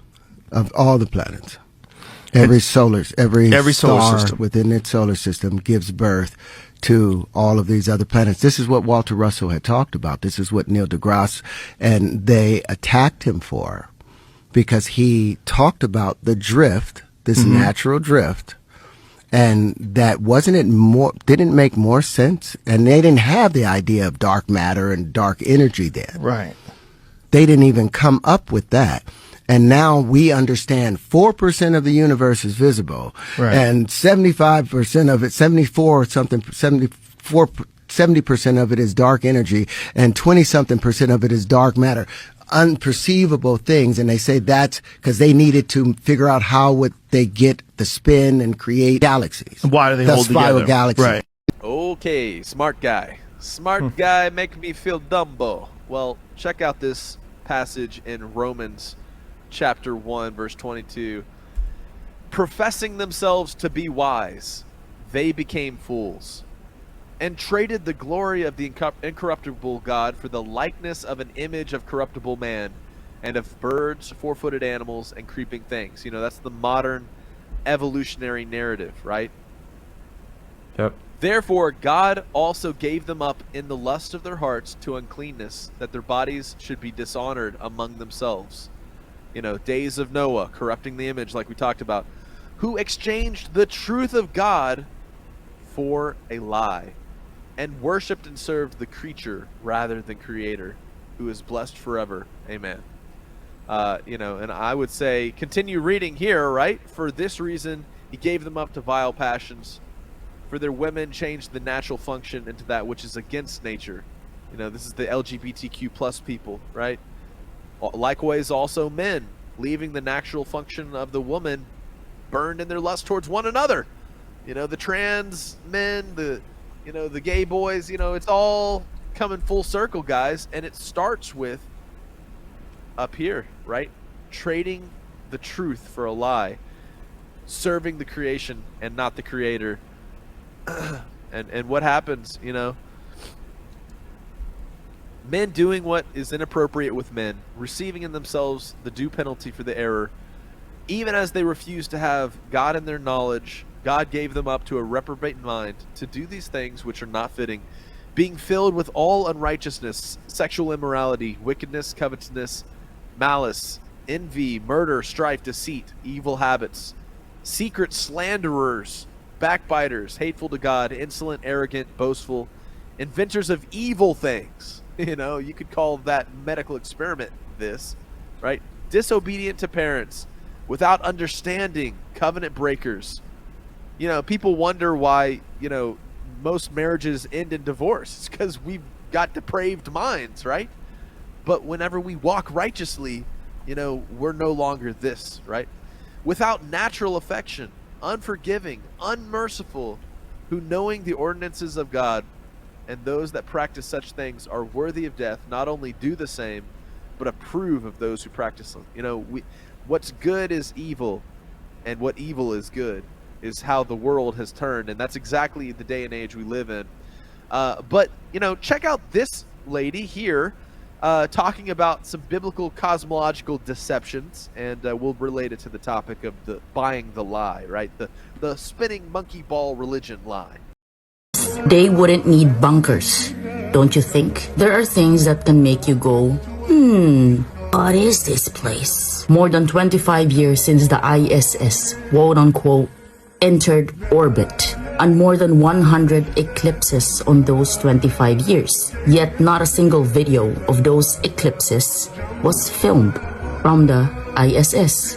The moon landing was an IQ test, and most people failed. The exploration of the moon stopped because it was impossible to continue the hoax without being ultimately discovered. Of course, they ran out of pre-filmed these episodes. No man has ever ascended higher than 300 miles, if that high, on above Earth's surface. No man has ever orbited or landed on or walked upon the moon in any publicly known space program. And if you doubt this, please explain how astronauts walks upon moon. Enclosed in a space suit, in full sunlight, absorbing a minimum 256 degrees of heat, surrounded by the vacuum. It is not from me. I didn't make this story. William Cooper says this. Search it. She sounds like a based Muslim Filipino. I can tell by her accent growing up overseas, but you know, some interesting points she's bringing out there. Okay, so then we have the deception of 8 inches per mile squared, the curvature of the Earth that supposedly, you know, exists. You know, if the curved Earth is represented and gravity is all that we've been taught, it would be reflected over large bodies of water. I mean, the Earth is what, 70% water? So the water must reflect the curvature in some form or fashion. Check this video out that talks about Navy rail guns and the apparent lack of what we've all been taught. You guys need to listen to the people that actually operate this equipment, that are on ships, that understand trajectory and ballistics and bullet drop. Also a correction, the tungsten projectile that is fired from a railgun weighs 3/4 of a pound. 3/4 of a pound and travels 17,000 feet per second. It is mounted on a destroyer, typically 80 feet above the ocean surface, right? The top of the ocean. And it only requires a 1.69 degree barrel elevation to hit a target 100 miles away. If you read the description in the original video, all of the calculations are provided. It was done by AI, and AI could not calculate 8 inches per mile squared and relate that to bullet drop. When the tungsten projectile reaches the target 100 miles away, the projectile is actually 34 feet higher from where it was fired. And if you look at a curvature calculator at 100 miles at 8 inches per mile squared using spherical trigonometry, if we live on a magical spinning water ball, then at 8 inches per mile squared at 100 miles, you're looking at 6,600 feet of drop. Are you guys telling me that this projectile fired at 100 miles is going to arc and drop 6,600 feet from the ship from which it was fired? I can't help you. We try, but I just feel like this is our club and you ain't in it. And there are some interesting comments next to this video, very interesting, that I wanted to point out. And it says this: AI couldn't factor the curve into its calculations regarding this railgun he's discussing. And that was interesting. But also this: celestial navigation sums it all up. We're living upon a leveled flat terrestrial plane. Water remains level. The elevation angles, the measure necessary during celestial navigation, whether via sea sextant or aviator bubble sextant, the measurements from a leveled plane is mandated and an absolute prerequisite in order to navigate. Very interesting. So 2 little tidbit comments I wanted to add to the conversation. Leave your thoughts in the comments below, guys. All right, we're almost done. Just 2 final things here. Check this out. The societal hoax that sets you up for failure and ruins the family. You have been duped into being a slave for the rich. Large number of the jokes in most of our popular magazines where they print cartoons have to do with father as a clown, whereas mom has to handle the real problems of the family and is therefore the realist in the picture. Dad is a clown. Why? Because he goes away to a mysterious place called the office of the factory, in which the family as such have no part and no real interest. He brings back a thing called money, and they want more of it, see, back at home. They don't care how you get it, just so long as you bring it back, because they're not interested in what you as a man do. And when you come back from the various rat races in which you are engaged making money, you are supposed to be a good pal to the children. Play with them, look after your wife, and appreciate what she's done all during the day. But they have no interest in what you do. They couldn't care less. And furthermore, you as a father, you as a mother, are expected to live for your children. Americans have an enormous sense of guilt because they have not done right by their children. And they're trying more and more to do right by their children. The difficulty is that the family as an institution is not surviving in industrial culture. It is an institution designed for an agrarian culture. It's fascinating to notice today the transition from agrarian to industrial culture in a country like Japan. where it's been extremely rapid. Let's take the craft of carpentry in Japan. The Japanese have been some of the best carpenters in the world. Absolutely marvelous. Knowing how to make the most complex joinery constructions without even using a blueprint. Doing it by feel and by eye. In order to train a person to do this kind of carpentry, he has to begin to learn when he's 7 years old. But as it is now, because Japan has transferred to being an industrial culture, you may not bring up your child in your profession as a carpenter. You have to send the child to school where it can learn to be an insurance salesman. The child gets through school, goes through high school. When the child gets out, it's not interested in carpentry, it's interested in girls. Has to fool around with that for a while and then get married and then begin to learn the carpenter's trade, and it's too late to be anything but somebody who follows the blueprint. Therefore, this marvelous craft which the Japanese cultivated for centuries is being lost. For what?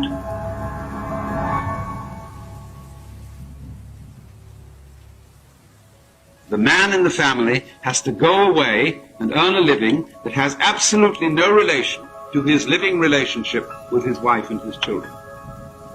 And therefore, naturally, he's regarded as a clown. When he comes home, he's not really a very good pal to his children, because the children would find a real relationship with their father in joining in his work with him. Every little child wants to join in his parents' work. They go into the kitchen. They would much rather play with the pots and pans than anything else. They want to help. They naturally want to join in, but they cannot. And therefore, instead of being allowed to join in with the real work of their parents, they are given propitiatory objects called toys. You may have a toy stove. You may have toys, dolls, and pretend that they're babies. You may not actually look after the baby, because there might be an accident. And the children are not satisfied with this. They are absolutely frustrated with it, because all these toys fall apart in a hurry. They don't really work. They don't do what's expected of them. They are not real. And the child knows they're not real. And so as the whole educational process continues, they are educated for unreality, for non-entity. So this is what we do. We send a child into kindergarten, make him literate, more or less, run, spot, run. And then the inducement is, if you learn this, you'll get into first grade. Wowee, if you do well there, you'll get into second grade. And so summer's a kind of a come-on. See? You'll go through the step-by-step educational process. There's going to be a big event when you get out of grade school and you go to high school. The pace is coming on now, see? And you're going to get step-by-step up through high school because of something at the end of the line. You haven't got it yet. There's a thing coming. Go to college. Whew. Made it that far. And step by step you go on, and you get to graduate school. But if you don't get into graduate school so that you can just stay in the academic scheme of things, you go into business. That's getting out into the world. That's graduation. See, now you're an adult. But then the first thing is you get into a sales meeting, where they say is make that quota. And if you do, they're going to give you a higher quota. And if that thing is at the end of the line, it's there, and all the advertisements say, well, by the time you earn this and get that, you'll be able to have the right kind of car, the right kind of speedboat, the right kind of track lot, the right kind of clothes and everything, the right kind of drinks. And you'll be there. And finally, you work along at this, you're earnest, and about the year 45, you end up as vice president of the company. You say, I've arrived. I'm there. But I feel vaguely cheated, because I feel just the same as I always felt. I'm there, but I haven't caught up with that thing I was always promised. And suddenly an insurance man comes around and says, wait a minute. You're going to retire at 65. And we got a program for you. So that you'll be just right. When you're 65, you'll be able to drop all this business and do what you really want to do. That time you're not interested. Prostate trouble. Very, very telling. You know, I mean, You know, that's why we're in the age of the apocalypse, right? It's the unveiling of all of these truths. And the people that refuse to have a love for the truth buy a lie and are damned, according to 2 Thessalonians. So that's why it's so important to share these concepts with you guys, to share it with our audience, right? Is because, guys, if you go back asleep when this is right in front of your face, there may be no hope, right? Because it's time to wake up the people, right? Yep. Final concept I wanted to share today is in relation to GMO foods. Check this video out. In nature, it's in a lab, and there's 3 kinds of GMOs, genetically modified organisms. The first one is called Bt toxin GMOs, and that stands for Bacterotherogenesis. That is a bacteria taken from the carcass of a dead grain caterpillar, and they genetically manipulate that bacteria to constantly reproduce more toxins. Normally, when it's used in organic farming, that bacteria dissipates after about 4 hours and it's no longer harmful. Like it wouldn't harm a flea. It wouldn't harm humans or anybody. It's used in organic farming, but when it's genetically engineered to constantly reproduce more toxins, then it's put into it's genetically engineered to be in every cell of the corn plant, for instance, in the root, in the stalk, in the corn, all of it.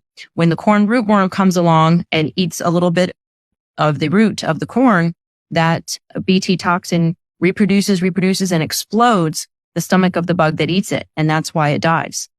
Now that is sounding suspiciously similar to me with this epidemic of children who have gut dysbiosis and adults who have allergies, holes in their small intestines. Wow.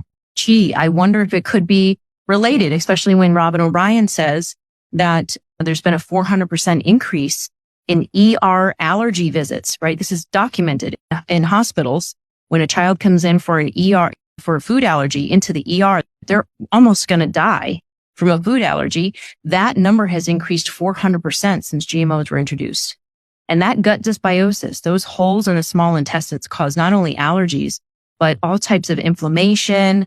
They could be connected to other things such as Crohn's and IBS. We don't know. There hasn't been studies on that.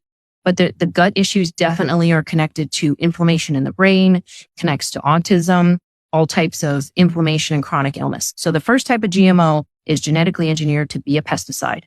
The second type of GMO is genetically engineered to resist herbicides. It's called HT, herbicide tolerant, or Roundup Ready is the most common one. 80% of GMOs are genetically engineered to withstand Roundup, or otherwise known as its glyphosate herbicides, right? There's many different brands of glyphosate herbicides. Roundup is one of them. So that crop can be sprayed with glyphosate as a drying agent by airplane or tractor, but with glyphosate herbicide, and the crop will not die, but the weeds will. So that crop is herbicide tolerant, right? Now, the problem with that is that glyphosate herbicides do not wash, dry, or cook off. They go into the plant and we consume them. All those residues could be some very high levels, and we are not Roundup Ready. We are impacted by glyphosate, and glyphosate is a carcinogen. It's an endocrine disruptor. It causes kidney and liver disease. It causes neurotoxicity. It causes nervous system damage, sperm damage. It androgenizes baby girls. There are studies to show this. It increases miscarriage and prenatal births and prenatal deaths. It is very harmful, even at very low levels, like the ultra low levels, like is linked to liver disease and endocrine disruption. So there's the GMO that's got a built-in pesticide. There's a GMO that resists herbicides. It becomes therefore a chemical transport to humans, has us consume this chemical. And then the third type of GMO is what I call DT, desired trait, just to go along with a BT and HT. The DT is desired trait. It encompasses the CRISPR and gene drive types of GMOs that are genetically engineered for desired trait. For instance, more vitamin A, or there's some type of strawberry out there, or some type of plant that glows in the dark. There's more vitamin A in rice. There's potatoes that don't brown and apples that don't brown. But keep in mind, they're still rotting. You just don't see the rotting. You could smell the rotting, but you don't see the rotting. And this type of potato, for instance, is a simplot potato. and can be found in fast food and other types of restaurants in America. And they're using this GMO potato for French fries. And the problem with this third type of GMO is that even though it sounds fine, desired trait like more vitamin A or fish that grow fatter and faster and they're sterile. The problem with them is that they cause thousands of off-target mutations and unintended consequences. And I don't know about you, but I have enough to worry about with my kid with inappropriate media and school and homework and girls and boys and all that. I have enough to worry about. I don't need to worry about unintended consequences and off-target mutations in the food that I feed my kids. I want the food that I'm feeding my kids to be very intentional, and I don't want any kind of mutations. So I am extremely concerned about GMOs in the food supply, and I don't think they should just be labeled. I think they should be out of the food supply because there really are no human studies showing that they are completely safe. In fact, there's a lot of studies showing that they're harmful. Wow. Now that is a warning. The video even said part 3 because there's a lot more to this concept of GMO, but how they have modified plants to create a bacteria that when insects eat it explodes their stomachs. And then we see in the general populace a rise in diseases in infants and in mankind where our stomachs are starting to literally have holes in them and explode. And we think there's no correlation between the experimenting they are doing, playing God with the things that we eat, and, you know, us literally manifesting the same issues that the worms they're trying to keep from eating their plants are having. Guys, come on. Watch what you eat, both in your food and in your mind. And that's all the news for this week, guys. Thanks for your time. All right, thanks, Jake, for another great current news as always. And before we move on, I'm often asked where people can find like my dad's books and his work. So I put together this quick little ad to show you BabylonRisingBooks.com in case you don't know what it is. So check this out. Go to BabylonRisingBooks.com to get your Rock Skiba book or bundle. And with each purchase, you will get a free signed copy of Jeremiah Skiba's book, Never Got to Say Goodbye. Yep, you'll get a free signed copy if that makes any difference. So the links will be down in the description, and I think it's about that time for an all-new Opa's Corner. Take it away, Opa. Mein Hut, der hat 3 Ecken. 3 Ecken hat mein Hut. Und hat nicht 3 Ecken, dann ist es nicht mein Hut. The strange, the bizarre, the unexpected. These are the kinds of subjects a man named Robert L. Ripley challenged us to believe it or not. Believe it or not, you. Wally, believe it or not. Believe it or not. Believe it! You're a loony.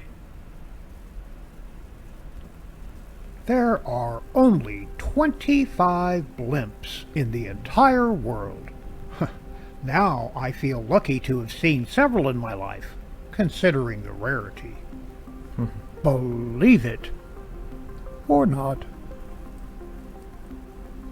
Haagen-Dazs has no meaning in any language. It was meant to sound European. It was started by Reuben Mathis, a Polish immigrant to New York who sold fruit ice and ice cream from a horse-drawn cart. Believe it or not.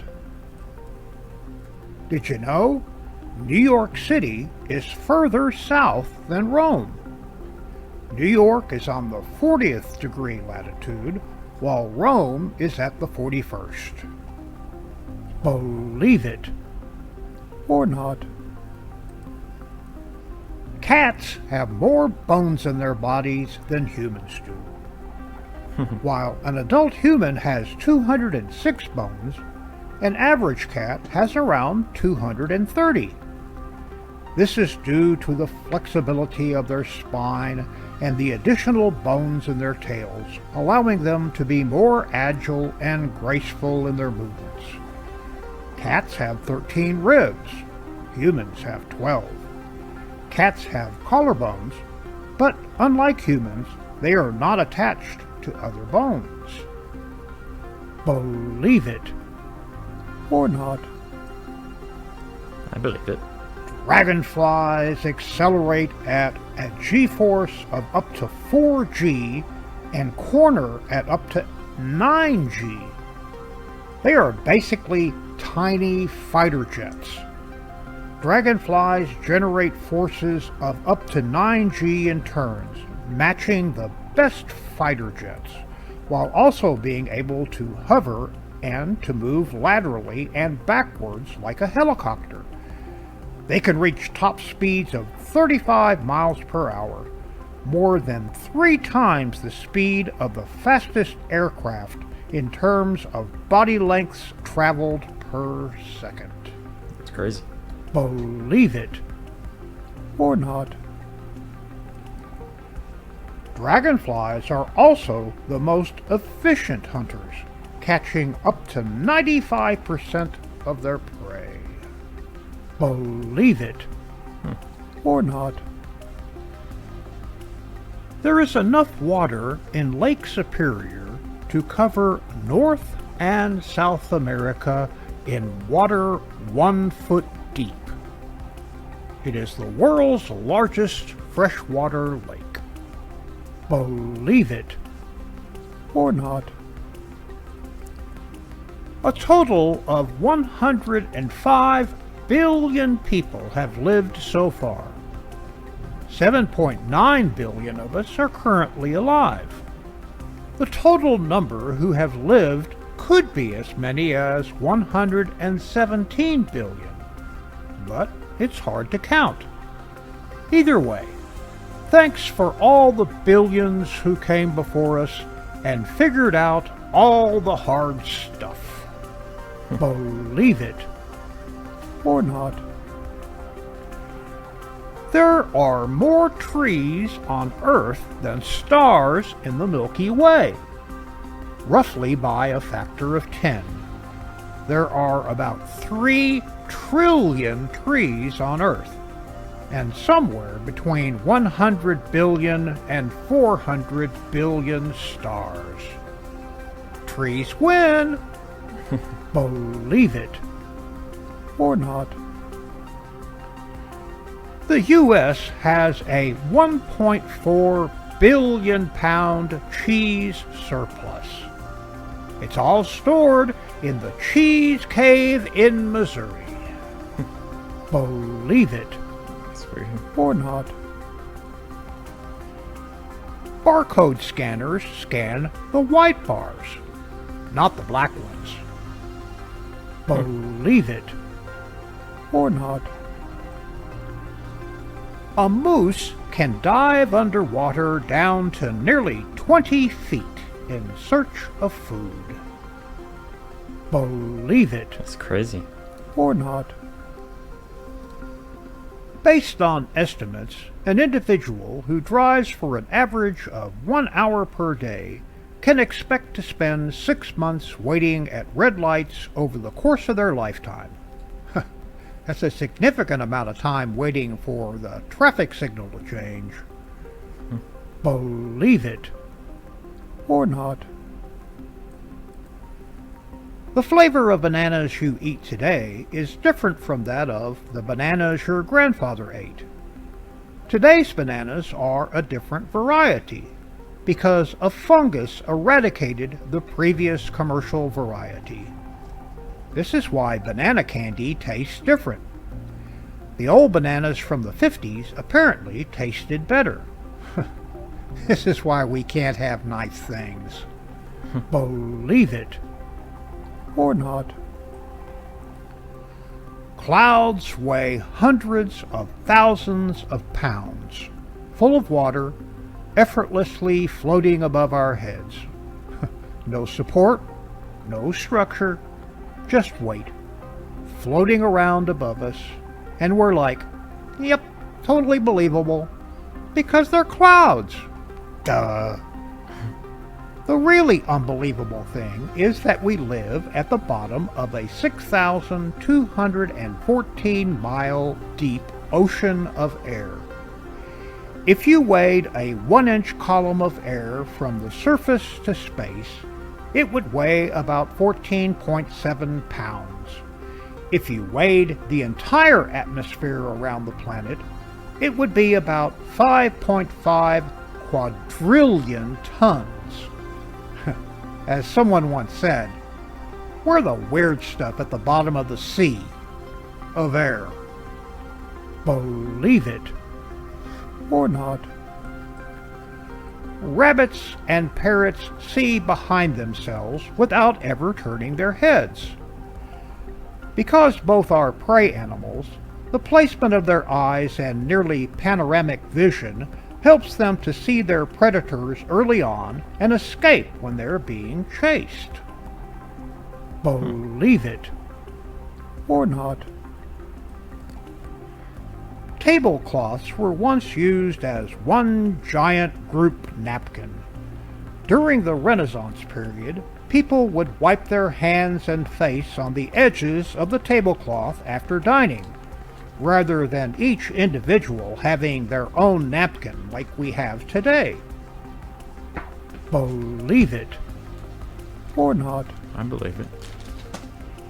In Britain and Ireland during the 19th century, long before we could set alarm clocks, timers, or use the alarms on our phones, there used to be people called knocker-uppers, who would literally go around to the people's doors and windows and wake them up so that they could be ready for work on time. Believe it or not. I need one of those.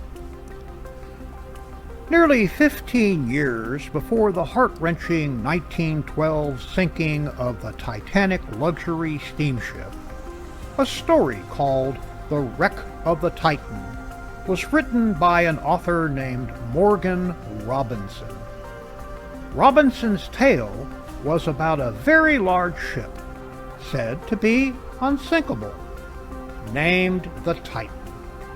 The Titan hit an iceberg in the northern Atlantic, started to sink, and was found to not have enough lifeboats for the numerous passengers to survive. Sound familiar? Believe it or not. The M in M&M's stands for Mars and Murray. Those were the names of the men who invented them: Forrest Mars and Bruce Murray. These two names would later become just one, Mars, as Murray was bought out of his shares by Mars for only a fraction of what the business would soon become worth. The idea for M&Ms came from the rations given to soldiers during the Spanish Civil War. Believe it or not. Captain Crunch of breakfast cereal fame has come under fire. Turns out his name isn't actually Captain Crunch after all. Truth is, his full given name is Horatio Magellan Crunch. He was named after the world-renowned Portuguese explorer Ferdinand Magellan. But he's not really a captain. According to the 3 bars on his U.S. Navy uniform, he's a commander, which is actually 1 rank lower than a captain. Furthermore, the company was once sued for not using real berries. Apparently, crunch berries were a real thing in some folks' minds. The judge dismissed the case, however, pointing out the fact that crunch berries are indeed not a real thing. Believe it or not. That's crazy. Butterflies taste their food by standing on it. Their taste sensors are on their feet. So, after standing on their food to give it a taste, they lower down their long proboscis tongues to lap up their dinner. If it tastes right, that is. Believe it or not. The Amazon rainforest produces 20% of the Earth's oxygen. Most living organisms on the planet need oxygen to breathe, giving off carbon dioxide as part of the process. The plants give off oxygen through photosynthesis, essentially doing the opposite, absorbing carbon dioxide and making oxygen. Often referred to as the lungs of Earth, the Amazon rainforest's 2.1 million square miles does a great deal of this for us. Up to 20% of it, in fact. Not to mention providing up to 15% of the world's fresh water. Believe it or not. Ketchup used to be sold as a medicine. Back in the 1830s, it was sold as a remedy for indigestion by a physician from Ohio named John Cook. It wasn't widely used as a condiment until the late 1800s. Believe it or not.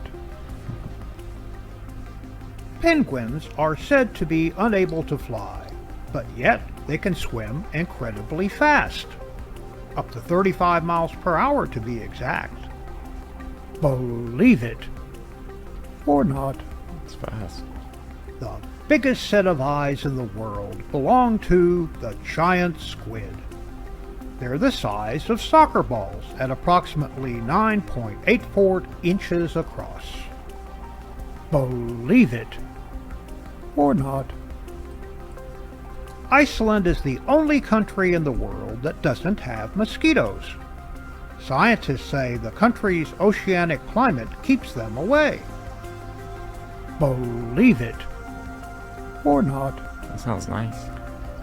Mickey Mouse's favorite female rodent's name is not Minnie. It's Minerva. Minnie's just a nickname. Believe it or not. I didn't know that. If uncoiled, the DNA in all the cells in your body would stretch out to be around 10 billion miles long. Long enough to go from Earth to Pluto and back. Believe it or not. If you drive down Route 66 between Albuquerque and Tijeras, New Mexico at 45 miles per hour, you will notice the sound of the grooves in the road playing the song America the Beautiful. This occurs due to the arrangement of grooves laid down, similar to rumble strips, and their distinct vibration on the wheels of your car. Believe it or not. And now for the funnies.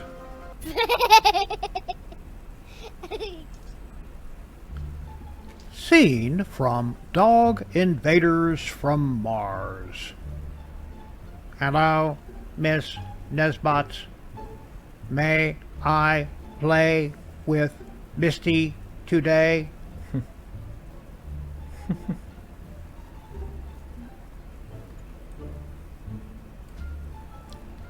The classic sitcom Friends. Central Perk. Could you be any more of a clean freak? Pretty sure it's clean now, Monica. Oh, great. I dug up an earthworm.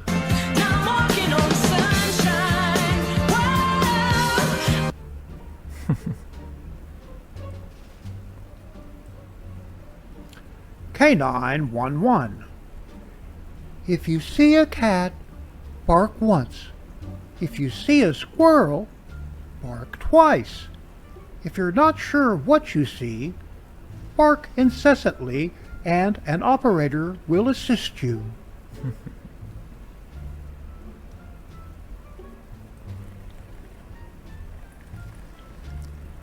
Look, I know you folks are looking for revenge, but there'll be no pie for a pie justice in my town.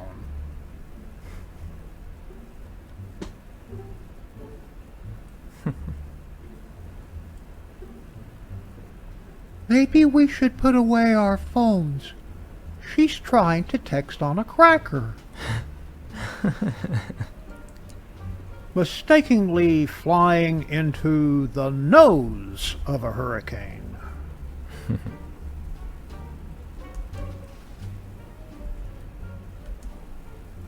August 11th, 1959. In the heart of the Bolivian jungle, archaeologists stumble upon an ancient and heretofore unknown sacrificial altar.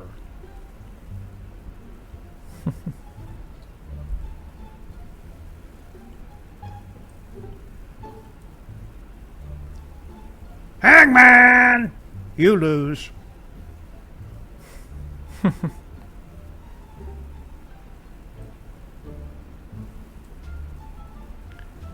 Come on, everyone. Smile. That's better.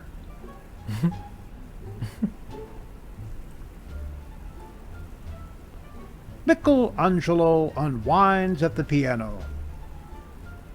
Ceilings, nothing more than ceilings.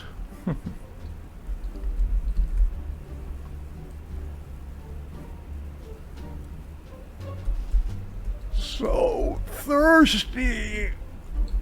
Free Bud Light. No thanks. Scientists, after releasing her deep in the Antarctic, attempt to unravel the migratory secrets of the homing cow.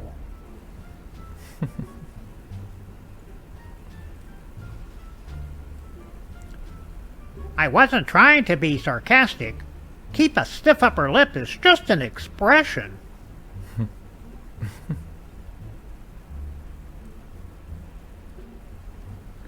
Let's play a card game. It's called I Win.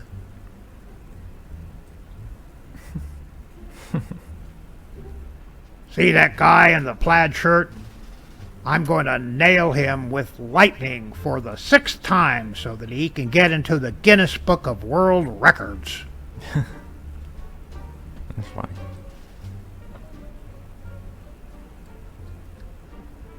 Let's see. Have there been any injuries, digestive disorders, or malpractice suits today? Nope. No hits, no runs, no errors.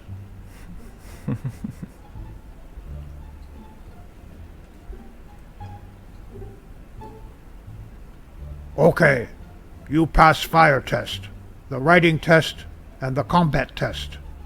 But now, Paleface, now you must say, toy boat 3 times real fast. Well, fine. Next time we'll bring a picture of the president and vice president. But I'm going to go with my gut on this one.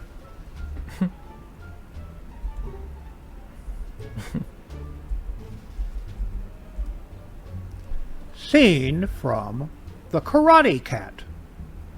Scratch the leg.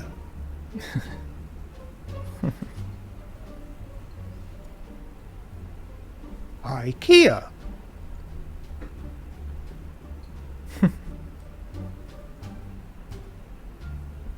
Well, as usual, there goes Princess Luana, always the center of attention. You know, underneath that outer wrap, she's held together with duct tape.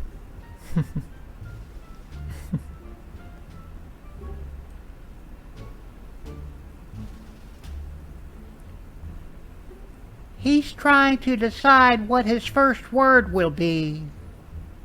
Dictionary.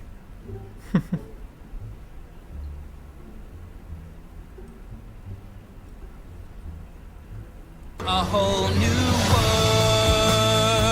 world, a new fantasy. fantastic point of view. That's not making this any better. We're in trouble.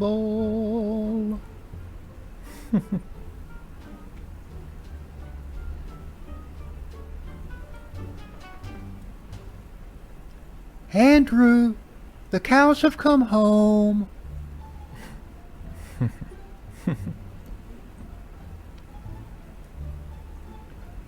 My human is always saying, Toby thinks he's people, and Toby's acting human.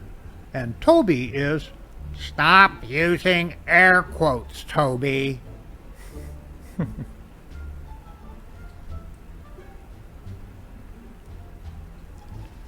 Early Pleistocene mermaids.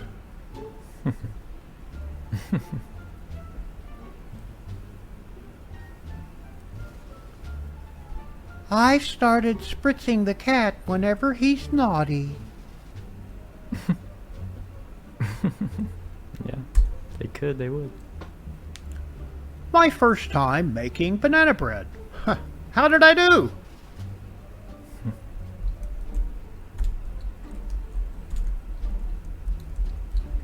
This is what irony means.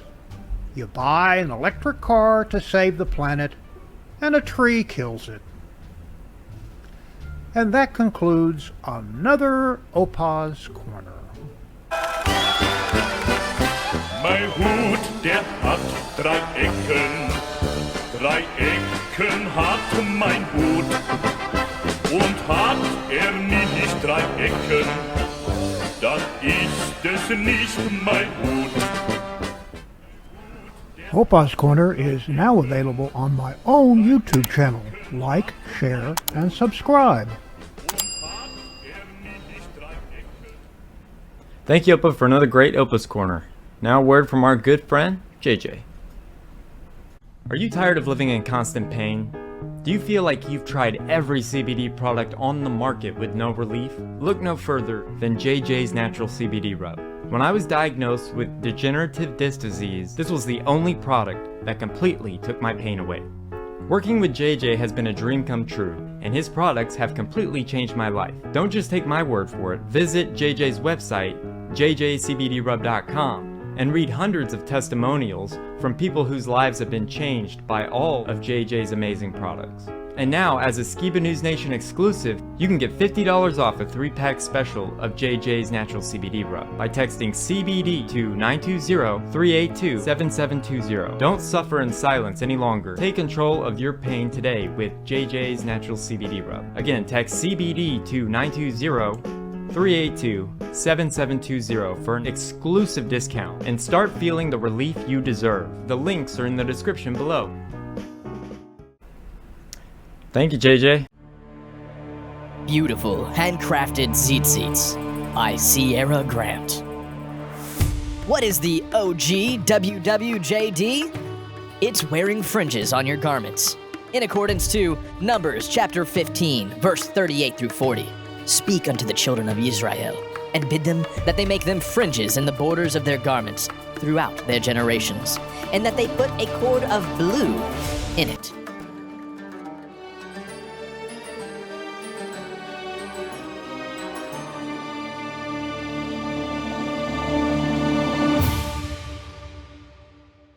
It's time for another edition of History's Mysteries.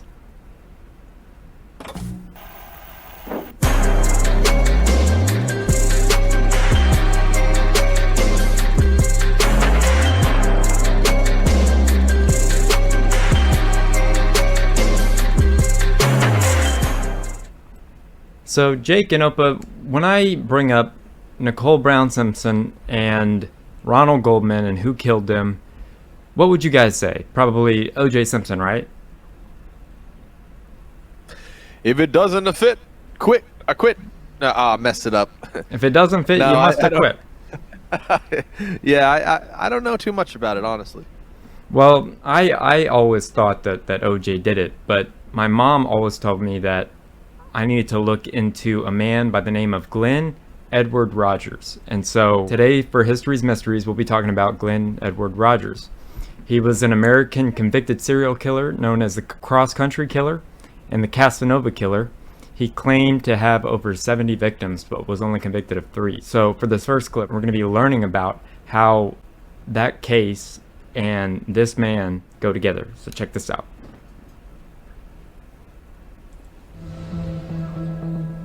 I'm in my mother's house at this time, and they're already looking for Glenn. The phone rings, and I talked to him, and he asked me, so guess who I'm partying with? Nicole Simpson. Nobody knew who that was. I thought, well, who's that? Bart Simpson's sister? I mean, just joking. He said, no, that's when he told me that was O.J. Simpson's wife. Actually, what he told me, he says, they got money, they're well off, and I'm taking her down. Body of a woman reported to be Nicole Brown Simpson, ex-wife of football star O.J. Simpson, and a man identified as Ronald Goldman were found early this morning. Further reports from Los Angeles say the case is being treated as a homicide. And then I saw pictures of her, and I said, that's who Glenn was telling me about.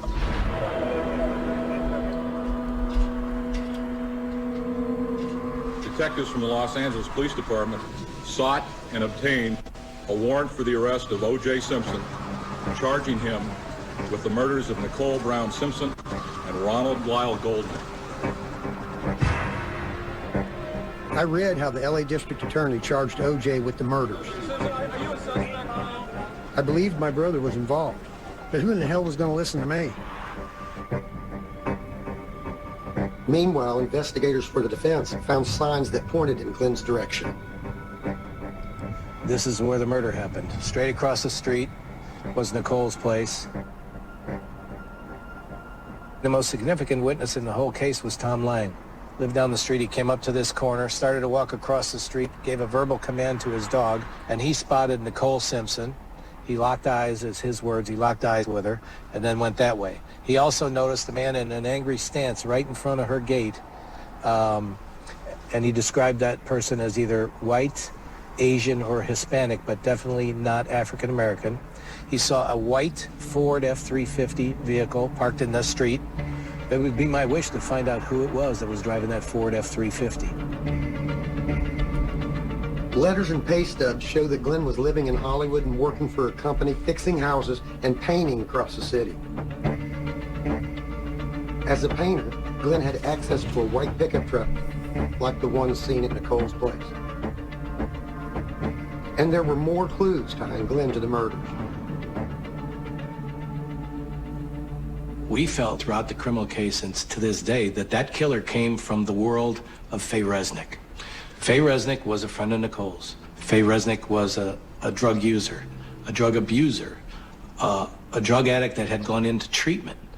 She hung with people from a very dark world. Glenn told me that he had set up Faye Redmond and Nicole Simpson, and they met him at a Van Nuys nightclub. He set them up to rob them. Whether or not he was going to kill them or not, I don't know. He expected just the 2 girls to be there. But I guess that Ron Goldman showed up.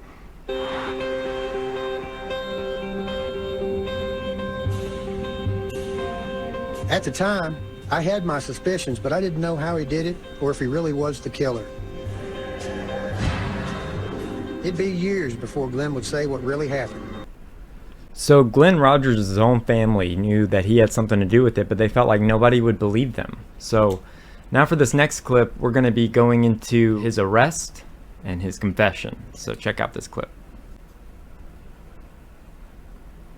Glenn, did you do this? One-on-one, talk to me in person alone. Did you do this, Glenn? So did you kill those women, Glenn? One-on-one alone. At the jail, you interview me. Did you kill the women? You hear me? Did you kill these women, Glenn? No.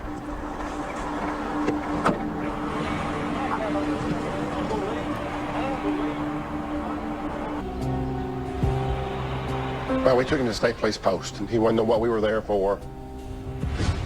And we said that we were there because we had 4 to 5 homicides. He said 4 or 5, maybe 70. He's up to 70, like up to 70 people. These 5 that we knew about, and that he's told us now there's more. When did you kill those women? When?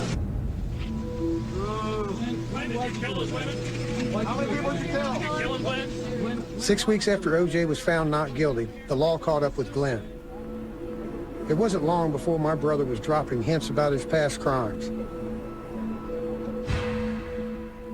First time I heard about Nicole Simpson and Ron Goldman's murder, I was in my office in Van Nuys and really thought nothing more about it. One day I did receive some letters from a prison inmate indicating that Glenn Rogers had written to him that he had met Nicole Brown Simpson, and the inference was, and you know what else.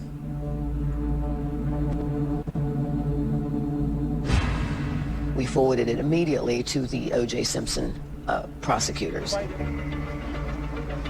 Authorities ignored clues leading to my brother, and it would be years before Glenn came back to that story.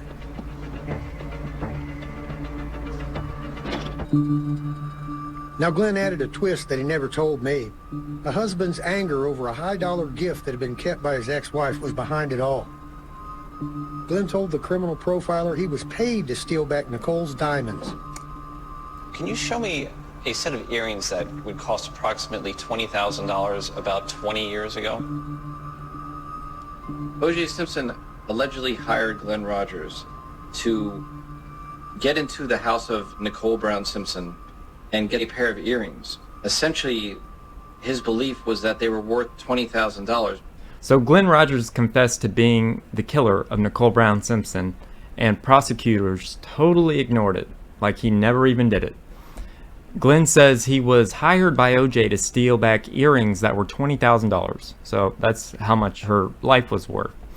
So now we're going to be learning about how the crime happened according to this man, Glenn Rogers. So check this out. Glenn Rogers explained to me that he had parked his white pickup truck, a Ford pickup truck, on a side street right by the side of the condo. He explained that OJ knew of a spare set of keys in the rear of the condo. Once Glenn got the keys, he then crouched down just past the front of the gate. At that moment is when Ronald Goldman walks through the front gate. Glenn Rogers realized that Ronald Goldman suddenly became an obstacle that needed to be dealt with. He struck him with a large knife, incapacitating him, and threw him against the tree. It was not something that I had expected Rogers to say. He said that upon her entering into the fray, he stabbed Nicole Brown Simpson once, and she fainted. He charged Goldman and pushing him against the tree, where he later was found deceased. He said that he pulled her hair back to expose her neck and pulled the knife once to sever her neck, to kill her instantly. So when Ron Goldman showed up, Glenn said he wasn't expecting it, and he was just an obstacle. Like, he was just there, and he was disrupting his job, which was stealing back those earrings. And so he knew this intimate knowledge of stuff that the killer would only know, like literally like a play-by-play. So investigators and prosecutors just ignored him. Why? So now it's time for the final clip of the Glenn Rogers and O.J. Simpson connection. After watching this last clip, I want to hear your thoughts, Jake and Opa, and your comments at home in the comment section. Tell me what you think. Did Glenn Rogers actually do this, or was it really O.J. Simpson? So check this out. If Glenn's story was true, there had to be something at the crime scene to show he'd been there. And sure enough, evidence came out in the Simpson trial that two men were there. Shoe prints spelled out a story in blood. And the Lorenzo. FBI agent William Bodziak went halfway around the world to find these expensive Italian shoes he said are similar to the ones that could have been worn by O.J. Simpson to commit the murders. Bodziak examined the bloody footprints found on the walkway outside Nicole Brown Simpson's condo. They matched the soles on the exclusive Bruno Malley shoes, he said, and the size of Simpson's tennis shoes are a perfect fit. But the shoe prints that looked like OJ's weren't the only ones there. It's possible to identify here a design that resembles a shoe. Yes. Nationally known forensic scientist Henry Lee identified a second set of shoe prints, what could be a mystery murderer. By the time OJ had gotten there, 2 people had bled significantly onto the sidewalk. If O.J. Simpson told me I did it, I would want to know how. You got to explain to me how you did this in less than 6 minutes and got rid of the weapon, the clothes, the bloody clothes. How did you do this? Impossible.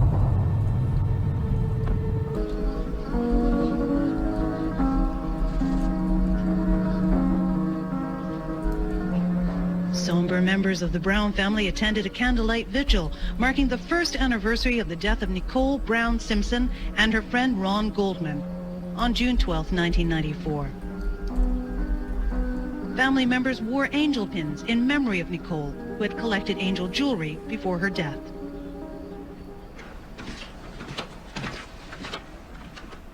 I remember the pin. Mom said Glenn sent it to her. And when she went to trial, he wanted her to wear it. In 2010, I'd got another letter from Glenn, and this is what it says. At my trial, Mom has on that black vest top, and pinned to it is a gold angel with a diamond in its hand. I sent that to Mom the day after the situation in Brentwood. It's something everyone missed. I believe that that angel pin is absolute proof that Glenn killed Nicole Simpson and Ron Goldman. The same pendant taken off her body. The same pendant that my mom wore on her vest into the courtroom in Hillsborough County Jail.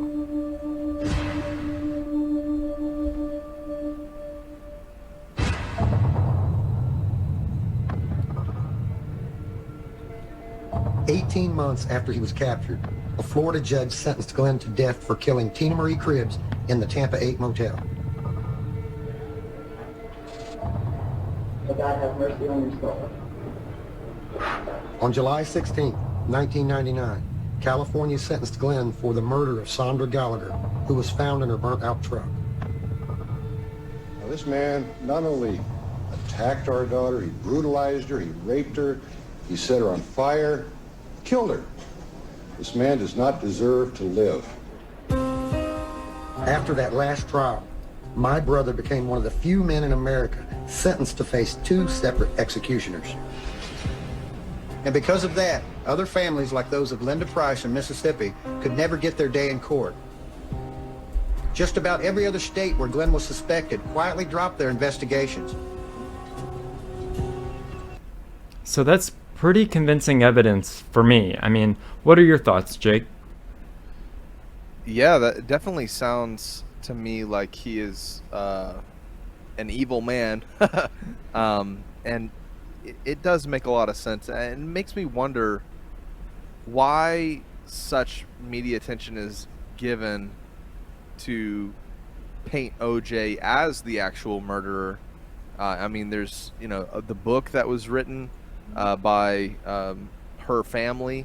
You know, there's a whole bunch of different things that are all pointing blame on him. I mean, it really does look like this guy could have been the perpetrator. Why do you think they're trying to paint OJ? I mean, if he was innocent, why do they want the double take there? If, you know, I mean, what's the agenda there? We would have to look deeper into it. Maybe he was speaking out about some stuff that they didn't like. I mean, who knows? I mean, either way, OJ should have been, if he did hire him, should have been charged with murder for hire, which would be a pretty hefty case since 2 people died.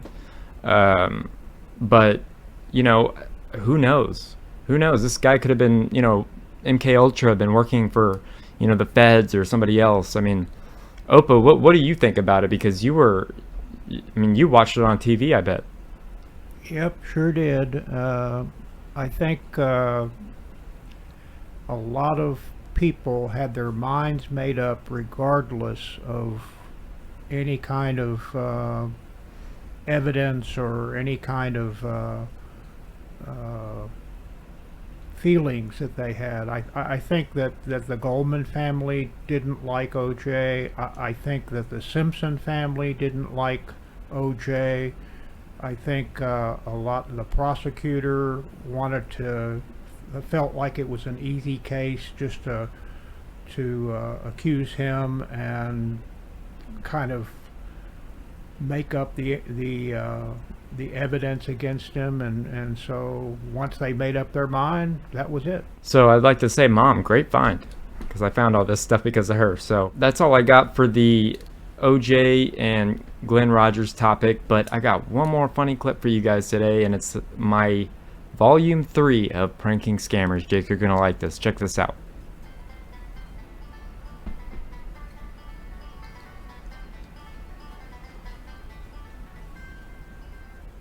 How are you? I'm good. How are you? I'm fine. Well, the reason of my call is that we are providing free information about our solar program, where you can lower down your electric bill up to 50%. Are you the homeowner? Yes. Okay, sir. And your average electric bill is more than $100, right? Right. Okay, sir. I'm going to transfer this call to my senior supervisor. He will guide you further. Stay on the line. Here we go. That's great. Thank you. Yeah, hi. Thanks for holding on. My name is Kevin. How are you doing today? Are you doing good? I'm doing well. How are you?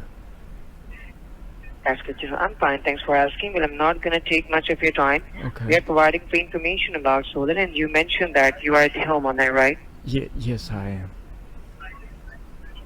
All right. And what is your zip code?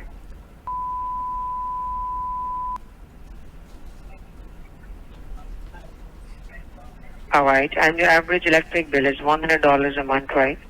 Yes. All right. So you're paying a lot. We can show you some best option. And just for the mailing purpose, what is your house number?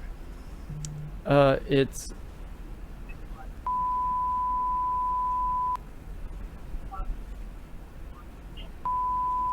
One, I got it. And what is your street name? It's Clearwater Court, Bentley Lane. Which one? It's... All right. And how long you have been living in the same address? About 10 years. All right. And you always pay your bills on time. That means your credit score is good, more than 680 points, right? Right. I appreciate it. And by any chance, in past, have you ever looked into solar before or not? Have you ever thought about it or not? I've thought about it. All right, sir. No problem. We can show you some best option. And last thing from my side, sir, I'm speaking with the owner of the house, right? No. Can I update that? What's your name? Holden, Holden. And then my last name is... All right. My last name is McGroin. It's a long name. Holden McGroin. Holden McGroin, right? Yes, Holden McGroin. All right. And how's your day going so far? Doing good, sir? It's perfect. I've been holding my groin a lot. It's been going well. I just hold my groin an awful lot. All right. Do you like to hold your groin? All right. Do you like to hold your groin? He hung up. So I hope you guys enjoyed that. What did you think, Jake? It's so fun to mess with scammers that are taking advantage of old people, and I got a whole bunch more that I've been saving. It's funny when you get them to say it back and they have no clue. Oh man. Well, it's funny because I had recorded, like I have like 4 ready to go, and when I mess with them a little bit and give them the wrong address and stuff, they always go, "You're wasting my time. You're wasting," and I'm like, "You called me." Like, you called me. You are wasting my time, my friend. It's like so crazy, and they always blame like the older lady that they talked to before gave them the wrong information. I'm like, oh my gosh, they're taking advantage of so many people. So it's always good to be somebody to, you know, mess with them back, you know. That's how I see it. Yeah. Holding my groin. Yeah. I need some new names, so in the comments leave me some names, funny names, appropriate names, or not, I guess. I don't know, but let me know down there. So that's all I got for histories, mysteries, and my pranks, and I hope you guys enjoyed it. And you got some memes for me, Jake? Yes, I do. All right, meet me up.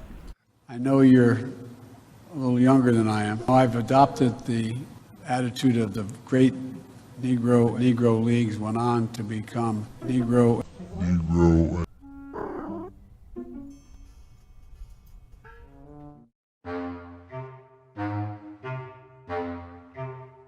Meet me up.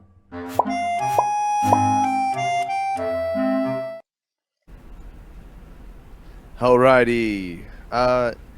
We have a Xbox for sale. Just wondering if anybody would want one. You know, let us know. You know, good deal on this one. All right. Don't run with bagpipes. You could put an eye out, or worse yet, get killed. You could put an eye out. An eye out. Sorry. You get killed. Don't get killed with your bagpipe. Yes. Oh man, I'm terrible at accents. You're really good though, man. I appreciate your accentable nature. I appreciate it. Describing women who clean and run a house, look after multiple children, and source and prepare food for a spouse as not working is surely one of the most successful conspiracies of the 20th century. Yep. Yeah, there's a reason that destabilizes and destroys the home when, you know, they separate the family. Now pull your straps up. Yep. Hoodlum bees. I was gonna use 2 straps, but I only needed 1. Oh, man. Shout out Juan Carlos, who helped us do VHC for so many years. He's Is that him? Juan. No, not him on the top of the picture, but okay. different quality Juan, a more biblically astute, strong man of faith. Anyways, let's see here. I'm not particularly fond of people who fly in private jets to discuss.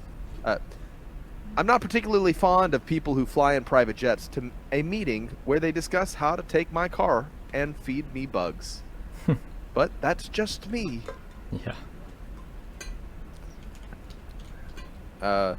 So with all the Boeing drama that was going around in the news, and the people outing them, having accidents and whatnot, Boeing's funding is pouring into the mouth of their Hitman department, actually developing their airplanes. Chip, Yep. chip, chip. It's true. Oh man. The day the people understand this image changes everything. Many fish eat the shark. That's cool. This is the poster on the back of those Wall Street Bet Bros rooms. They're like, come on guys, just buy the stock. Wall Street bets, come on. Yep. That's like their every like the day they wake GameStop up, they see people? that picture. Yeah, the GameStop. It's their whole life lingo now. Yep. Oh man. 1994. Oh, okay. 2024. Ugh. Oh man. Yeah. What a depraved world we live in, boys. All right. Yes. Let the Tesla guy insert a chip in your brain. What could possibly go wrong? It's a Tesla that exploded, had a battery explode. All right, and good men do exist. We're just ugly. Oh man, yeah. Find yourself a truth seeker, ladies. That's what it takes. As Lindsay has found out with her fantastic fiance Jeremiah. Yep. Wait, it's sorry, is it fiance? What is it? Fiance? Is it a fiancé? It's a fancy. Fiance. You're a fancy. I'm a fancy. Okay. A fancy and a fiance. All right, that's all it means for this week, guys. All right, Jake, thank you for another great current news and memes as always. Opa, thank you for another great Opa's Corner. I hope you guys enjoyed today's History's Mysteries and my funny prank call. We hope you enjoyed today's episode as a whole. Stay awake, not woke, subscribe, and stay tuned. If you like what we do here on Skiba News Nation, please like and subscribe, and also share with others so that we can grow the biggest truth-seeking community on the internet. Huge shout out to all of our Patreon supporters. We couldn't do this show without you, so I just wanted to say thank you. And if you want to help support us, go to patreon.com/Skiba News Nation.